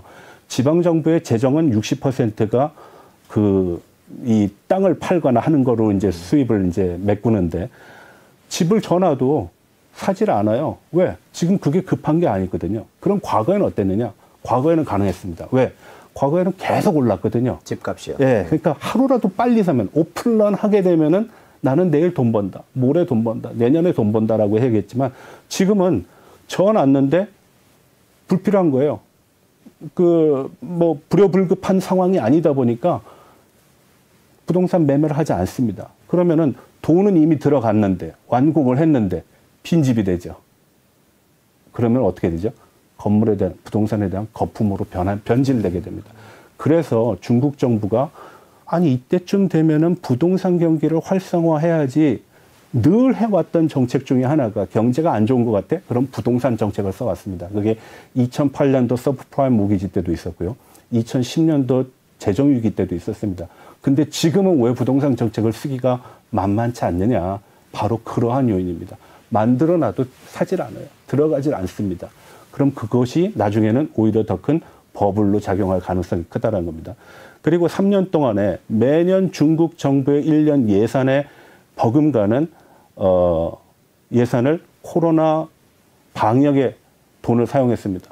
그럼 중앙정부도 엄청난 재정 부담을 갖고 있다는 사실이거든요.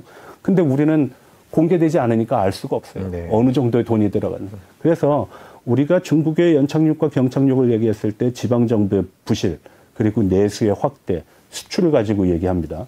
뭐 우리가 경제 발전의 삼두마차라 그래가지고선 투자, 수요, 그러니까 소비죠. 그리고 수출을 가지고 얘기하는데 수출 이제 조금 필까 말까 하는데 예전 같지는 않죠. 투자? 아니 서로 급한데 돈 들어오겠습니까? 안 들어옵니다. 수요? 늘어날까요? 안 늘어납니다. 걷다가 재정적인 어떤 부담감이 되는 부동산의 문제는 더욱더 확대되고 있기 때문에 중국 경제 녹록지 않다. 올 연말에도 개선되는 의미 별로 보이지 않는다. 중국 경제가 올 하반기에도 계속 어려울 거다 이렇게 보고 계신데 그렇다면 중국 정부가 경기 부양책을 내놓을 가능성에 대해서는 아까 물론 이제 돈이 없다고 말씀을 해주셨습니다만 네. 경기 부양책이 사실상 쉽지 않습니다. 네. 과거의 경기 부양책에서 제일 많이 써왔던 것이 부동산 정책이었어요. 부동산은 첫 번째 우리가 구입할 수 있는 재화 중에 가장 비싼 재화입니다. 그리고 그 재화는 산업 전반에 영향을 미칩니다. 뭐 소비에도 당연히 미치고요. 철강, 건설, 뭐 1차 산업서부터 3차 산업까지 다 미친다고 보시면 됩니다. 근데 코로나 3년이 중국 사람들한테 준 충격은요. 그게 만만하지 않습니다. 인식의 변화라고 보시면 됩니다. 너무 불안한 겁니다. 그러면은 지금 그 불안에서 탈출할 수 있는 사람들은 누구냐? 굉장히 여유 있는 사람들이라고 보시면 됩니다. 그래서 아마 지표를 보시게 되면은 외화 유출 굉장히 많이 나타나고 있을 겁니다. 네, 제가 작년 12월 달에 싱가포르를 갔는데 진짜 중국 사람들이 싱가포르 사람보다 더 많은 것 같습니다. 그리고 얼마 전에는 홍콩도 제가 2번 갔다 왔는데 홍콩도 역시 마찬가지 분위기입니다. 근데 그 사람들이 가지고 있는 건 자꾸 중국을 떠나려고 한다라는 겁니다. 갖고 돌아가는 게 아니라 중국을 벗어나고자 하는, 그 벗어날 수 있는 사람이 얼마나 될까요? 예, 그래서 그런 문제가 있다. 경기 부양책 쉽지 않다. 과거에 경제가 안 좋았을 때 몇 가지 경기 부양책을 쓴 적이 있습니다. 산샤샹이라 그래가지고선 자동차를 사라, 뭐 TV를 사라, 뭐 한 적이 있어요. 예. 돈이 없는데 어떻게 TV를 사고 자동차를 삽니까? 그리고 1대1로도 여러 가지 또 문제를 낳고 있습니다. 돈을 상당히 많이 빌려줬거든요. 네. 1대1로는 5가지의 경로를 따라가게 돼 있습니다. 뭐 처음에는 정책, 그리고 교통, 무역, 그리고 RMB 국제화, 중국 돈에 이제 뭐 기축까지는 아니지만 뭐 기축 통화를 지향하는, 그리고 마지막엔 정책 상통이라 그래가지고 누이 좋고 매부 좋고 윈윈 이렇게 표현을 하는데, 교통 열심히 돈을 줬습니다. 중국 돈을 계속 뿌렸죠. 그래서 전 세계에 중국 돈을 쓰는 나라들이 많아졌어요. 예. 근데 이 많은 나라들이 경제 위기 속에서 계속 매를 맞다 보니까 부족한 게 생겼습니다. 달러가 부족한 거예요. 그래서 인민폐에 대한, RMB의 위안화에 대한 결제를 할 수밖에 없는 상황으로 간 거예요. 지금 여러분들 한번 보십시오. 위안화 국제화를 가지고 얘기하면은 그 나라들 뭐 결제를 위안화로 하겠어. 제대로 된 나라 별로 없습니다. 뭐 아르헨티나, 스리랑카, 나이제리아, 굉장히 어려운 나라들, 터키, 러시아 이런 나라들입니다. 그런 측면에서 보게 되면은 중국 경제가 지금 겪고 있는 거는 단순하게 1중고, 2중고, 3중고 정도의 수준이 아니다. 복합적인 문제가 누구도 예상하지 못했던 기간에 연속적으로 발생했기 때문에 아마 고민이 굉장히 클 거라고 봅니다. 저희가 이제 미중 갈등을 얘기할 때 중국의 경제 규모가 빠르게 커져서 결국에는 미국을 따라잡을 것이다. 이제 보통 그런 주장을 하시는 분들인데, 지금 말씀해 주신 대로라면 중국의 이런 순탄한 경제 성장은 사실상 어려워지는 것 아닌가, 미중 갈등의 변수가 될 수도 있는 거 아닌가라는 생각도 듭니다만. 양적인 성장은 가능합니다. 왜냐하면 양적인 성장이라는 거는 중국이 가지고 있는 별명이 있어요. 세계 공장입니다. 미국에서 아이폰 생산 안 하지 않습니까?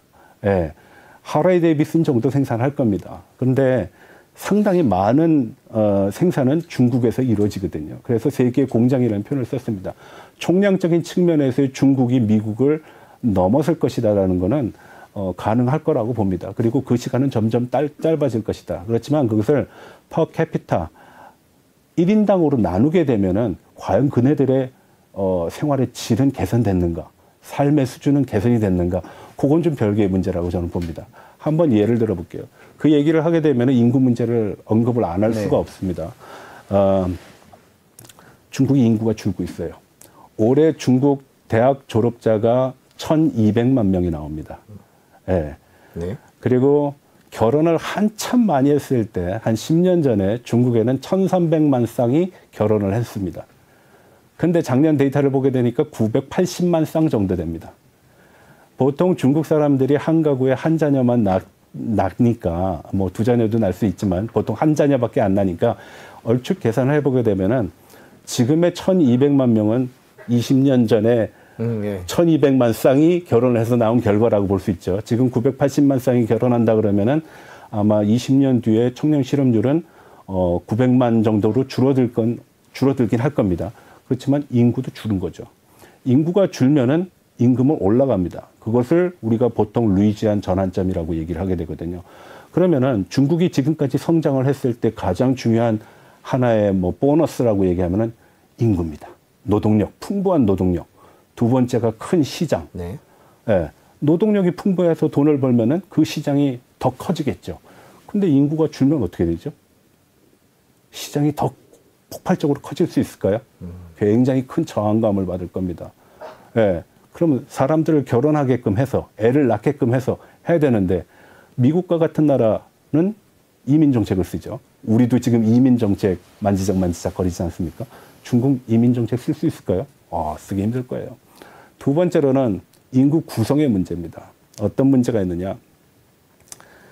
일본의 단가이 세대는 경제적인 부를 10년, 수십 년 동안 누려왔기 때문에 부자 할머니, 할아버지들이었어요. 네.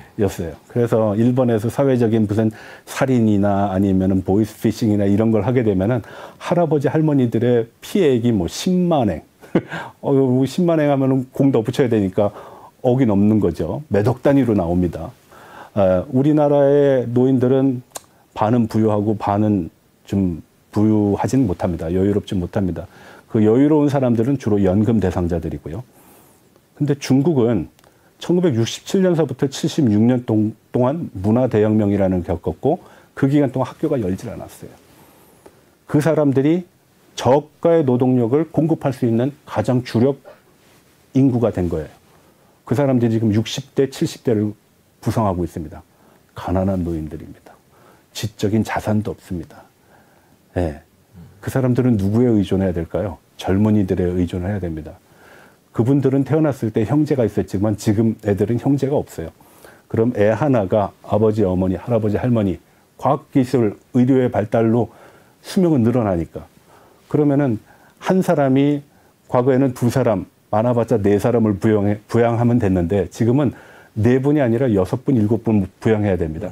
긴 시간 중국에 관한 얘기를 들었는데 중국의 뭐 정치권부터 시작해서 중국 국민들까지 지금 상황이 아주 복잡하게 돌아가고 또 예전에 중국과 또 다른 것 같습니다. 뭐 중요한 일이 계속 생길 것 같은데요. 자주 모셔서 얘기 듣도록 하겠습니다. 오늘 말씀 여기까지 듣겠습니다. 네, 고맙습니다. 감사합니다. 네. 경제자유살롱 2부 경자 포커스 시작하겠습니다. 오늘 진행 맡은 정성문입니다.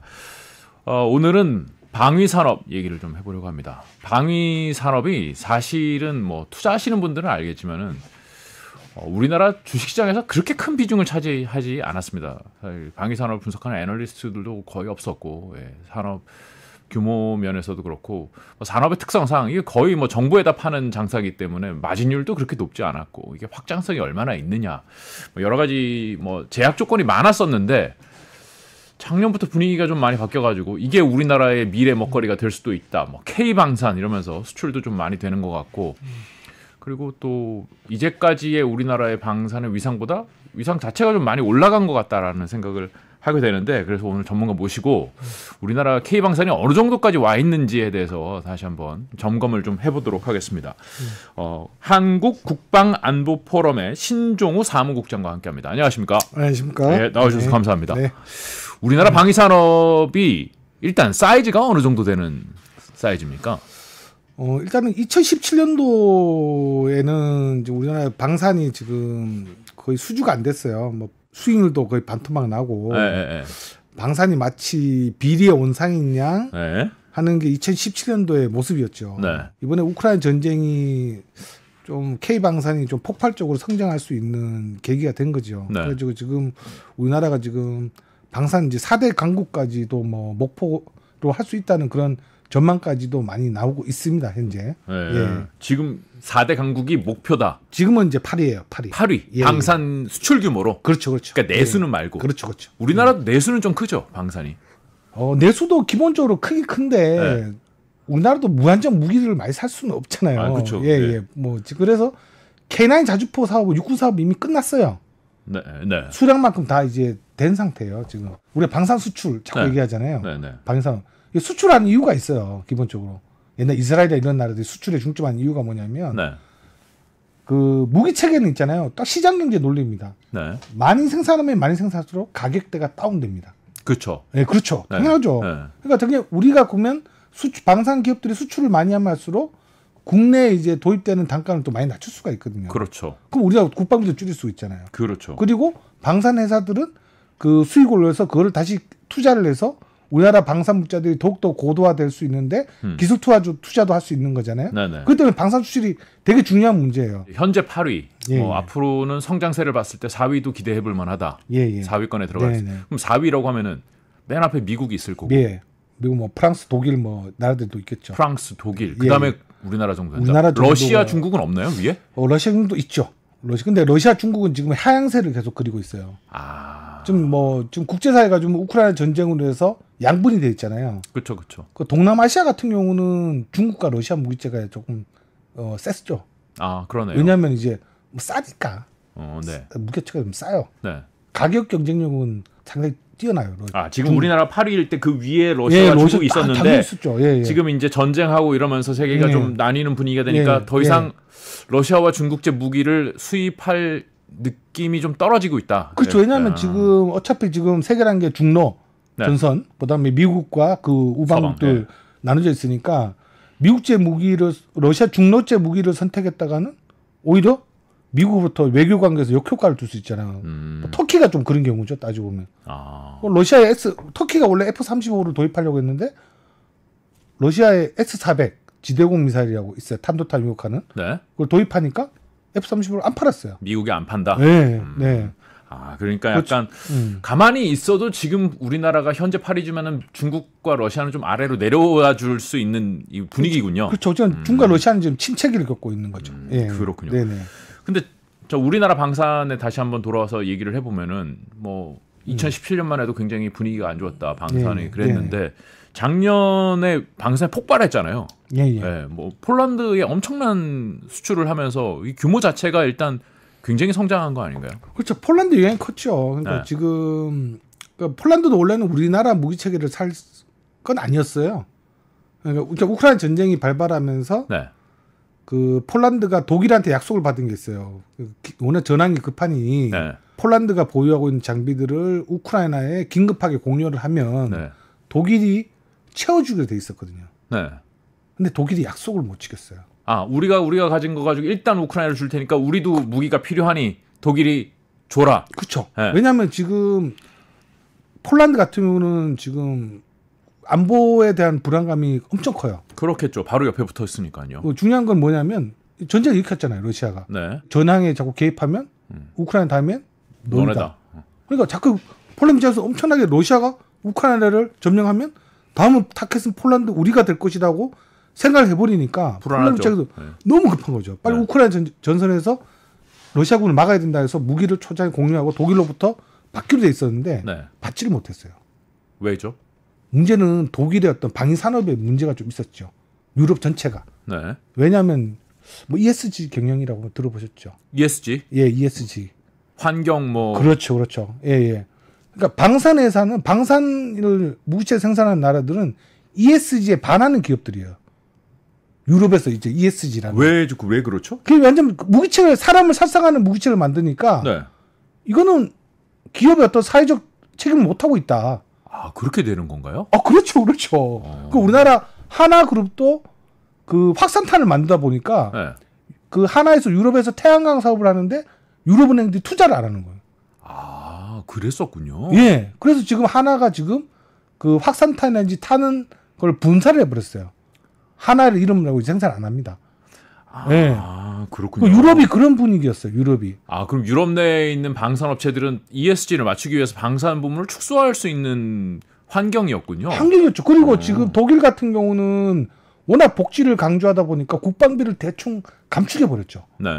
그러다 보니까 독일이 보면 155mm 자주포는 우리나라 K9 자주포가 지금 뭐 최정상은 아니고요.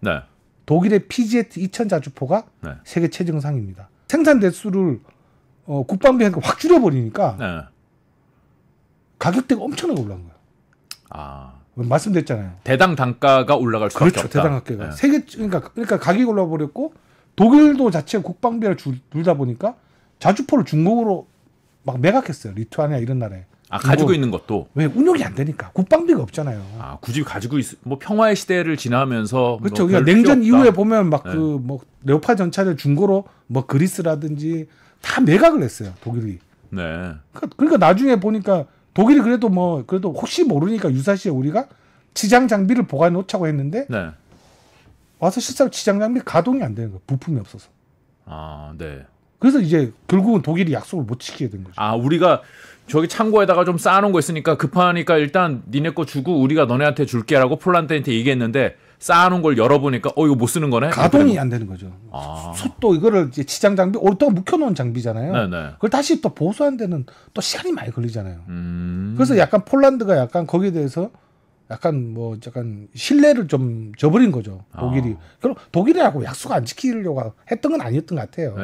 뭐 상황이 그러니까 어쩔 수 없었던 건데. 독일만 기다릴 수는 없는 상황이 됐군요. 그렇죠. 그래서 그 다음에 찾은 게 이제 한국이잖아요. 우리나라에 와서 딱 보니까 생산 설비들이 커요. 뭐 네. 현대로템도 가보고 하나 에어로스페이스, 한국항공우주산업에 가보니까 생산 라인들이 그대로 유지되고 있는 거예요. 네. 우리나라는 북한과의 어떤 안보 상황 때문에 이 공장이 계속 유지를 하고 있어야 돼요. 네. 유사시에 전쟁이 나면 여기서 계속 물자를 만들어야 되지 않습니까? 그렇겠죠. 근데 생산 라인도 되니까 네. 결국은 그리고 우리나라 무기체계 성격이 또 보면은 뭐 뒤에는 약간 다른 얘기를 할 수 있을 것 같은데 네. 무기체계가 약간 가격도 저렴하면서 성능이 또 우수하잖아요. 네. 당연히 폴란드가 선택할 수밖에 없죠. 미국이 천조국이라고 하지 않습니까? 네. 그럼 그럼 미국이란 나라가 무기를 만들어서 다 공유하면 되겠네. 그렇겠죠. 라고 생각하는데 미국도 지금 포탄 만드는 공장이 그렇게 없어요. 이때까지는 어디서 만들었어요, 미국은? 아니 포탄을 만들긴 만드는데 네. 대규모로 이제 포탄을 만들고 이 정도면 되겠다 하면서 이제 공장을 다 이제 좀 줄이는 거예요, 그냥. 그건 좀 의외인 게 예. 미국은 예. 항상 어디선가 전쟁과 분쟁을 했었잖아요. 그렇죠. 근데 그런 공장을 문을 닫아요? 이제 해외 파병 안 나가잖아요. 미국이 대규모 아프간 철수 이후에 예, 그러니까요. 뭐 대규모 전쟁할 일도 없었고. 그거 얼마 안 됐잖아요. 그리고 이게 보면 전쟁이란 게 게릴라전이잖아요, 따지고 보면. 네. 우크라이나전 대규모 물량전이란 거예요. 대규모 엄청난 물량이 지금 들어가서 지금 하루아침에 소진돼 버리는 그런 전쟁이라는 거죠. 네, 네. 그러니까 미국도 지금 물건을 맞춰줘야 되는데 할 수가 없으니까 결국 우리나라에서 사야 된다. 우리나라에 있는 그 155mm 포탄 같은 경우는 그 우리가 와사탄이라고 전시 비축탄이라는 게 있어요. 미국에 있어요. 우리나라에 와 있는데 그걸 일단 우크라이나에 공여를 하고 네. 우리가 이제 우리한테 대여한 거를 지금 채워넣은 형식으로 이제 우크라이나에 미국이 무기 지원을 하고 있어요. 그렇군요. 예. 우리가 바로 주지는 못하니까 미국이 그렇죠. 우리나라에 놔뒀던 거 가져가고 우리는 그거를 다시 채워넣어주고. 그렇죠, 그렇죠. 그러니까 이제 방위산업이라는 게 보면 아까 독일 사례에 가다 미국 사례까지 얘기했는데 순식간에 전환이 안 돼요, 그렇게. 그 제가 미국에 있는 방산업계 관계자 물어봤죠. 아니 왜 미국이 이렇게 천조국이고 하고 네. 방산업 1등인데 왜 이렇게 생산력이 낮냐 하니까 미국 프로젝트가 끝나면 그 라인을 다 없애버린대요, 그냥. 그 직원들이 다 내보낸대요, 그냥. 방산은 특히 많은 인력이 투입되는 장비들이 생산되기 때문에 라인을 다시 만드는데 시간이 많이 걸릴 수밖에 없어요. 네. 폴란드가 예. 일단 인접 국가로서 굉장히 많은 방산 소요가 있었고 네. 우리나라가 이제 작년에 한 20조? 예. 20조 정도 팔았다는 네네. 건가요? 네네. 그게 20조를 팔겠다는 계획인 거죠? 지금 다 작년에 다 넘긴 건가요? 20조? 1차 계획은 이제 끝났고요. 그 FA50 네. 경공격기 같은 거는 지금 2차 계획까지 끝났어요. 다 넘겼는 건가요? 아니요, 지금 보내고 있죠, 지금. 지금 예. 이제 계약은 예. 해놓고 이제 예. 만들어지는 대로 예. 보내주는 그런 상황인 거죠. 그렇죠. 예. 그리고 이제 추가로 또 뭐 수입을 하겠다 이런 그렇죠. 얘기가 나오는 것 같은데요. 2차 계획 물량이 1차 계획보다 훨씬 크죠. 네. 예. 근데 지금 어느 정도인가요? 그러니까 1차 계약이 정확하게 어느 정도 되나요? 1차 계약은 지금 우리가 지금 20조? 20조. 예, 20조 정도. 이게 이제 자주포, 전차, 그리고 경공격기, 경공격기, 그리고 천무 다연장 로켓. 천무까지. 예. 네. 천무 다연장 로켓은 전체를 넘기는 건 아니고요. 네. 발사대만. 발사대만. 근데 천무가 또 이게 액수가 커요. 천무가 그러니까 소위 말하는 그 미국의 하이마스랑 비슷한 그런 하이마스의 2배 능력입니다. 2배 능력. 예, 그러니까 네. 기본적으로 2배 능력인데 네. 이게 탄이잖아요, 탄. 네. 탄이 들어가는 거예요, 탄이. 원래 다연장 로켓이라는 거는 순식간에 여러 발을 쏘니까 소진돼 버리잖아요. 그렇죠. 그럼 계속 이제 재고탄이 있어야 되잖아요. 네. 그러니까 탄이 또 가격이 세기 때문에 네. 그게 또 사업 규모가 크죠. 근데 우리가 판 거는 탄은 아니고 탄까지 갑니다. 탄까지 가는 네, 그리고 거군요. 탄까지 가고 추후에 보면 우리가 그러니까 천무라는 다연장 로켓 시스템이 네. KTSSM이라고 하는 네. 좀 뭐 용어 어렵죠, 그죠? 네. 그러니까 미사일이에요, 쉽게 얘기하면. 네. 전술 지대지 유도 무기 네. 하는 미사일까지 쏠 수 있습니다. 음. 그 지난 한 달 전에 지금 시험 평가 완료돼 가지고요.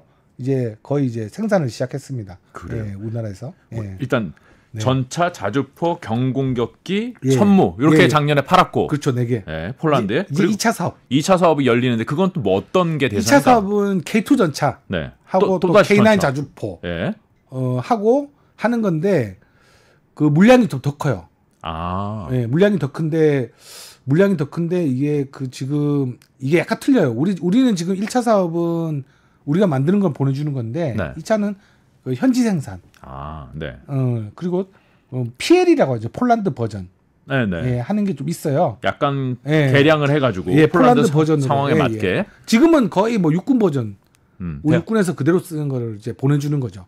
예. 차관을 어마어마하게 폴란드 쪽에서 요구한다. 뭐 이런 얘기가 나왔어요. 뭐 그렇죠. 그러니까 지금 뭐 처음에 이제 폴란드의 그 사업을 시작할 때만 해도 뭐 차관이 어느 정도 들어갈 거라고 예상은 했어요. 이 업계 관계자들도. 일상적으로 무기 수주를 하면은 예. 금융 지원까지 같이 패키지로 많이 들어가나요? 안 하는 경우도 있습니다. 폴란드가 보면은 작년 이제 스톡홀름 국제평화연구소에서 폴란드의 방산을 어느 정도 했느냐 작년에 네.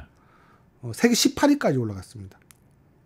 폴란드가 원래 18위면 적은 게 높은 거예요. 상당히 무기를 많이. 전 세계에서 무기를 사들이는 규모가 세계 18위였다. 18위까지 올랐어요. 원래 폴란드는 그 등수도 아니었거든요. 아 그래요? 폴란드 무기 구매는 그 데이터상에서 이제 별 가치 없는 또 네. 수준이었어요. 네, 폴란드 네. 자체가. 군사 규모가 그렇게 크지 않았군요. 예, 그러니까 우크라이나 전쟁이 발발하면서 폴란드가 무기를 한 160억 불 네. 정도 지출을 했죠. 네. 근데 폴란드가 지금 그러니까 예산이 이제 소진이 된 거예요. 그럴 것 같아요. 그렇게 폴란드가. 갑자기 뭐 많이 쓰려고 그러면 갑자기 돈이 나올 데가 없겠죠. 네. 그러다 보니까 이게 우리나라 무기 체계만 삽니까? 아니죠. 뭐 하이마스라든지 아까 얘기했던 네. 미국 그 싼 이제 다연장 로켓, 네. 하이마스 다연장 로켓뿐만 아니라 M1 전차까지 네. 이제 미국 FMS로 뭐 FM 미 정부가 승인한 창도 지금 구매를 하고 있거든요. M1 전차는 미국산 전차. 미국산 전차, 하이마스도 미국산. 미국산 로켓. 그렇죠. 근데 도입을 FMS는 뭔가요? 그러니까, 제가 자꾸 막힙니다. 네. 그러니까 미국 정부가 보증하는 방식이에요. Foreign Military Sales라고 하는 건데 네. 미국 정부가 보증을 하는데 FM에서 살 경우에는 뭐 약간 이견이 갈리는 경우도 있는데 미국 정부가 보증을 해주니까 무기 체계를 장기간 동안 운영할 수 있어요. 아 이거 10년 동안 개런티. 우리 그러니까, 자동차 사면은 AS 해주는 것처럼요. 그렇지. 해주는데 AS가 잘 되면 뭐가 붙죠? 비용이 어떻게 되죠? 아 올라가는군요. 그렇죠. 일반 상용 구매보다는 FMS가 가격대가 좀 올라갑니다. 아 어쨌든 그런 방식으로 샀다. 예, 그러니까 뭐 돈을 이제 그러니까 예산을 많이 지출을 한 거죠. 네. 그러다 보니까 폴란드가 예산이 없으니까 우리가 어느 정도 차관을 갈까로 했었는데 네. 이제 SBS가 단독 뉴스를 했죠. 네. 12조. 12조. 예, 12조면 어마어마한 숫자입니다. 12조를 해줬죠. 해줬죠. 1차 때. 그렇죠. 네. 해줘버렸죠. 네. 그러니까 지금 12조를 했다는 건 뭐냐면 우리나라가 이제 두 개의 기관이 은행이 있어요. 네. 수출입은행하고 무역은행이 있는데 네. 거의 연간 할 수 있는 이제 차관 액수가 네. 그 50억 불입니다. 각각. 그러니까 네. 100억 불이 되는 거예요. 100억 불이 12조. 12조. 뭐 7천억, 네. 뭐 13 되는데 연간 한도를 다 써버린 거예요. 지금. 그 폴란드에만. 그렇죠. 네. 지금 이번에 보도된 네. 건 이제 새로 2차 사업할 때 더 많이 해달라 차관을 그런 그렇죠. 거잖아요. 차관이란 게 네. 방산만을 위한 차관이 아니잖아요. 그렇죠, 그렇죠. 우리나라 기업들이 뭐 동남아시아 진출할 때도 차관이 좀 필요할 것이고 차관을 쓸 때는 많아요. 네. 뭐 다 지금 세계적으로 경제 불황이고 한데 지금 뭐 현 정부도 지금 동남아시아 쪽, 네. 베트남 쪽 이런데 좀 경제 좀 확대해 보려고 하는 상황인데 네. 폴란드 쪽에만 이제 방산을 다 써버리니 차관을 다 써버리니 거기다 형평성 문제가 또 생길 수 있잖아요. 아, 그러니까 이게 지금 네. 뭐 할부 금융으로 하고 뭐 폴란드가 안 갚는다는 것도 아니고 뭐 갚을 건데 굉장히 오랫동안 빌려줘야 되는데 이 규모가 너무 커져 버리니까 예. 다른 산업과 다른 국가에도 써야 되는 이 금융 자원을 여기다가 다 쏟아부을 수가 없다. 예. 이게 지금 문제군요. 예, 그리고 우리가 또 착시 현상이라는 게 있어요. 네. 우리나라 방산 규모가 지금 뭐 20조 네. 뭐 됐다. 네. 뭐 현대로템이 지금 이번에 폴란드 방산 수주에서 6천억을 지금 벌었다. 수익이 오르다. 그게 우리나라 전체 경제의 큰 수치가 아니거든요. 과거에 보면 우리가 뭐 반도체 산업만 해도 호황일 때는 방산 수익이 아, 그렇죠. 예. 뭐 일주일은 좀 과한가요? 제가 뭐 수치 뭐 산업계는 잘 몰라가지고 네. 한 달 수익, 일주일 수익 그것도 안 되잖아요. 따지고 보면. 아, 그렇죠. 이 규모로 예, 봤을 때 그렇게 예. 큰 산업은 아니죠, 아직. 근데 예, 그러니까 이제 방산이 이제 새로운 목표라고 너무 이제 홍보가 과대했던 편이. 그리고 또 중요한 건 이제 저도 대한민국 국민이지 않습니까? 네. 우리가 만든 무기 체계가 자유 세계를 지키기 위해서 네. 사용되고 있다. 외국에 수출된다. 대한민국 국민으로서 좀 약간 애국심이 좀 그렇죠. 생겼잖아요. 기분 좋죠. 예. 예, 기분 좋잖아요. 자부심이 느껴지죠. 예. 예. 그러다 보니까 너무 이제 홍보가 너무 좀 과했다. 결국 그래서 우리가 지금 그러다 보니까 이제 2차 사업에는 우리가 좀 실리를 찾아야겠다. 네. 좀 생각이 들어요. 그 폴란드가 해준 요건들 뭐 지금 뭐 별 얘기가 다 나오는데 라이센스 달라, 네. 차가 20조 달라, 현지 공장 지어라. 뭐 그런 조건을 들면서 우리가 과연 폴란드 사업을 계속 이어가야 되는 데에서는 뭐 의문이 들 수밖에 없죠. 정부에서는 폴란드 방산을 위해서 그 다 승인을 해준 거예요. 그리고 뭐 국방기술품질원에서도 품질 기간을 좀 단축시키고 가성비라고 아시죠? 가성비. 네, 뭐 우리나라 무기 체계들이 좀 가성비가 좋다 이런 얘기들을 많이 하죠. 이번에 폴란드 사업은 가성비가 아니었어요. K2 전차는 최소 200억은 넘는다. 이번에 폴란드의 K2 전차 판매. 우리 육군에 판매한 액수를 보면 한 절반 정도도 안 돼요. 네? 우리나라 육군에서는 얼마에 사는데요? 한 뭐 8, 90억, 한 100억 100억도 미만. 안 해요? 예, 예. 그걸 이제 2배로 이제 가까이 판 거죠. 장사를 잘한 건가요? 장사를 잘한 거죠. 가성비로 밀어붙여서 판 게 아니라 사실은 비싸게 주고 팔았다. 예, 그렇죠, 그렇죠. 뭐 설명하기로는 폴란드가 워낙 급했기 때문에 그렇죠. 그냥 부른 대로 우리가 다 사갈게라고 했다는 얘기들이 좀 많이 와요. 우리나라와 다른 나라의 무기 방위산업이 좀 틀린 게 뭐냐면 우리나라 방위산업은 방산기업들은 무기 체계를 개발할 때 개발비를 다 정부 돈으로 합니다. 아 그렇군요. 예, 예. 정부 돈으로 합니다. 기업이 스스로 개발을 해서 하는 게는 몇 개 사례가 안 돼요. 뭐 우리가 소형 전술차 네. 그거 같은 거 특이한데 그거는 기아자동차에서 직접 투자를 해서 개발한 거고요. K9 자주포. 왜냐하면 돈이 어마어마하게 들어가잖아요. 아 정부에서 이거 연구해 봅시다. 만들면 우리가 사줄게요. 단가는 요 정도 합시다. 이렇게 되는 거군요. 아니요. 우리가 이걸 K9 자주포를 갖다 정부가 발주를 하면 업체들이 경쟁을 해요. 네. 내가 할게 하면서 업체들은 정부가 선정을 합니다. 네. 경쟁 입찰을 통해서. 이 업체가 선정되면 이 업체는 개발비를 받고 이제 이 무기체계를 만들기 연구를 하고 만들기 시작하는 거예요. 그렇게 시작되는 거군요. 그렇죠. 그러니까 근데 보면은 이제 방산이 이제 2017년도에 좀 어렵다 그랬잖아요. 네. 어두운 터널이 있었고 이걸 이제 빠져나온 과정에서 정부가 이제 너무 방산 기업들이 너무 축소됐다 해가지고 지금 기술료도 면제해주고 있거든요. 기술료? 원래 기술료를 받아요 나라에. 왜냐하면 기업이잖아요. 네. 기업인데 그 기업 정부 기술을 썼으니까 정부 기술로 만든 거니까 지금 이 무기체계 저작권은 다 정부가 가지고 있는 거예요. K2 전차, K9 자주포는. 그럼 수출할 때마다 정부에 기술료를 원래 다 받았어요. 줘야 되는 거군요. 네. 받았는데 그것도 이제 업체들이 우리 어렵다 하니까 이제 정부에서 면제를 해준 거예요. 지금도 그렇군요. 예, 지금도 그렇죠. 전 세계에서 여러 발주들이 나오고 있고 또 나올 거라고 예상되고 있고 거기에서도 우리나라 무기들이 좀 수주가 괜찮지 않을까라는 예상들이 나오고 있는데. 충분히죠. 네. K방산이라는 게 폴란드만 있는 게 아니에요. 그렇죠. 네. 그 캐나다가 지금 노후 잠수함을 교체하는 사업을 하려고 해요. 네. 한 2주 전에 이제 캐나다 시사단이 왔었고요. 네. 물론 이제 그 캐나다 사업은 당장 하는 건 아니에요. 잠수함 당장 진행되는 거 아니에요. 올해 납품해라 이건 아니군요. 그렇죠. 캐나다 지금 시사를 하고 있는 단계예요. 네네. 그러니까 몇 년 걸리겠군요. 원래 무기 사업은 롱텀입니다. 그렇죠. 예, 10년, 20년 가는 거예요. 네. 근데 가는데 그 사업 규모가 60조입니다. 와. 지금 캐나다 1차 사업의 3배가 돼요. 3배. 아까 폴란드의 1차 사업의 3배. 죄송합니다. 폴란드 1차 사업의 3배가 됩니다. 네. 예. 3배가 되는데 어마어마한 규모잖아요. 그렇죠. 근데 이게 가능성이 엄청 높은 거예요. 우리나라가 수주할 가능성이 높나요? 디젤 잠수함이잖아요. 네. 잠수함 사업입니다. 캐나다 잠수함 네. 사업. 우리나라는 지금 원자력 잠수함을 과거에는 좀 갖지 못했어요. 네, 그렇죠. 지금은 뭐 가질 수 있을 기회가 된다. 뭐 설랑설레 하는데 만들어 본 적은 없죠, 아직. 일단 디젤 잠수함은 우리나라가 세계 최강국입니다. 중요한 건요. 네. 국산화율이 80% 이른다는 거예요. 높군요. 이게 우리 산업으로 다 연결되는 거예요. FA50 경보국이 폴란드에 말레이시아 수주하잖아요. 네네. 레이더가 미국제입니다. 그렇군요. 조준 장치도 미국제를 달아요. 엔진도 미국. 엔진 미국제 라이센스예요. 네. 이건 우리나라가 다 하는 거예요. 잠수함은. 네. 예. 결국 뭐 전체적인 이제 결과를 따지면 남는 장사가 되는 거죠. 그렇네요. 그럼 결국은 왜 우리나라 디젤 잠수함이 이렇게 세계 최고가 됐을까? 디젤 잠수함 기술은 어느 나라가 잘 안 줘요. 네. 그 우리나라 이제 조선소들이 각고의 노력해서 만든 게 디젤 잠수함인데 네. 경쟁국이 딱 한 국가가 있습니다. 우리나라와 지금 캐나다 수주전에서 딱 한 국가. 한 국가가 라이벌이다. 예, 예. 일본입니다. 일본이 잠수함을 잘 만드는군요. 일본도 그러니까 일본도 원자력 잠수함이 없잖아요. 그렇죠. 디젤 잠수함이잖아요. 네. 딱 2개 국가가 이제 경쟁을 하는 거예요. 디젤 잠수함. 네. 미국 디젤 잠수함 안 만들어요. 그렇군요. 예, 예. 독일은 없나요? 옛날 독일도 있는데 독일이 군비 축소했다 그랬잖아요. 그렇군요. 원래 우리나라 잠수함 기술이 네네. 독일 기술 독일에서 배운 거예요. 독일에서 하데베 조선소에서 배운 거죠. 아 그러면은 결국은 이 60조짜리 캐나다 잠수함 사업은 대한민국과 일본의 경쟁이 될 것이다. 그렇죠, 그렇죠. 기술력은 우리가 좀 위에 있습니다. 아 그래요? 예, 예. 우리나라가 지금 뭐 연료전지라고 하는 그런 부분도 있는데 뭐 디젤 잠수함이잖아요.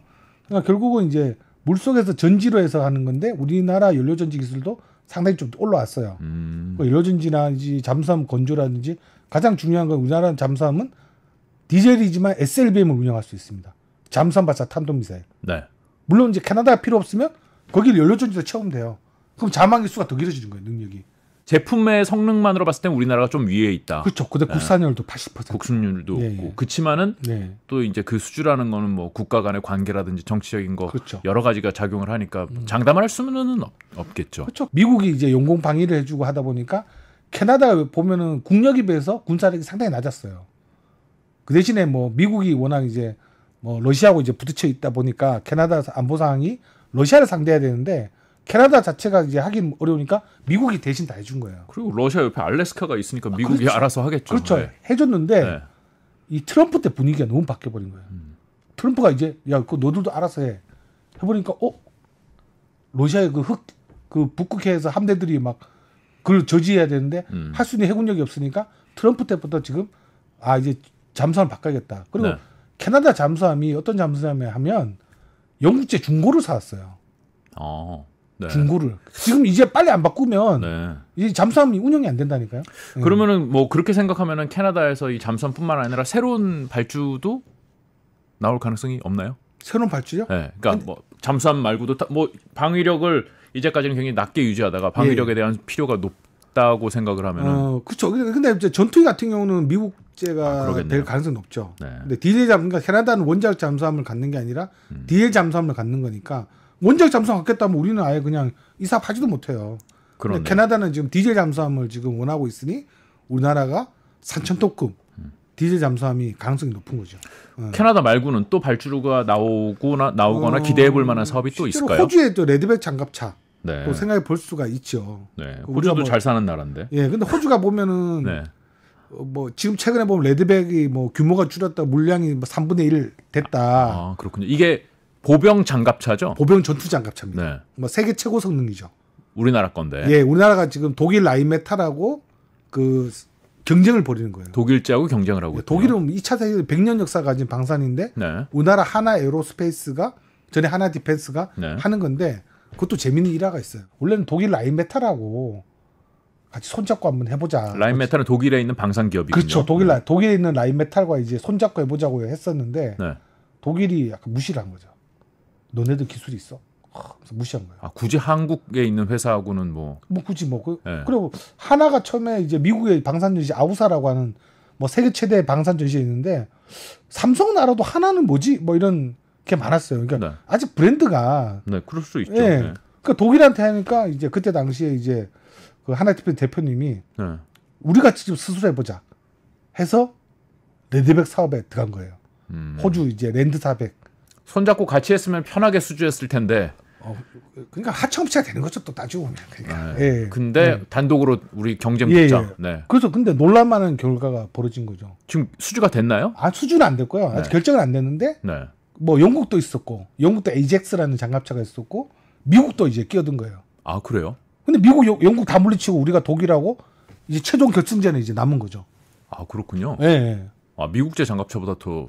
미국도 탈락했어요. 영국도 탈락하고. 아, 그렇군요. 예, 예. 근데 우리나라 이제 장갑차 기술력을 이제 세계가 인정하게 된 계기가 된 거예요. 호주는 미국이 참여하는 전쟁에 파병을 많이 보냅니다. 전투병 파병을. 네.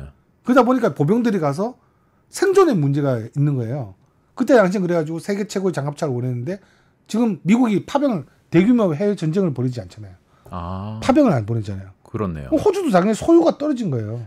그러게요. 호주에 네. 장갑차가 뭐 그렇게 많이 필요할까 싶기는 한데 거기 호주 안에서 동 떨어져 있는데. 호주 안에서 쓸 게 아니고 해외 파병을 보내서 하니까 방어력도 최고, 전투력도 최고인 장갑차를 원해서 랜드 400 사업을 시작한 거예요. 네. 네.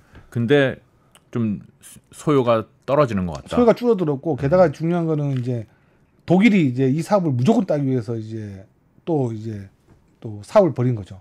어떻게요? 그러니까 역수입 제한을 한 겁니다. 호주에. 원래는 호주는 원래는 독일제 무기가 강국이에요. 네. 그래 박스 장갑차를 그 수주를 했고 네. 호주 현지 생산을 합니다. 네. 독일의 박스 장갑차를. 네. 근데 이 장갑차가 생산이 끝났어요. 네. 이제 공장을 닫아야 되잖아. 근데 독일이 너네 다시 만들어? 우리가 다시 사갈게. 아. 하면 역수 입찰을 한 거예요. 그러니까 뭐 우리 예를 돕자면은 우리나라가 현대차 공장을 어디에다가 다른 데 호주에서 세웠는데 거기에 있는 차를 우리나라에 들여와서 우리나라에서 팔겠다. 그렇죠, 그렇죠. 이제 랜드 400 이제 또 발표 이제 앞두고 이렇게 해버리니까 네. 뭐 하나 뭐 에로스페이스도 가만히 있지는 않죠. 네.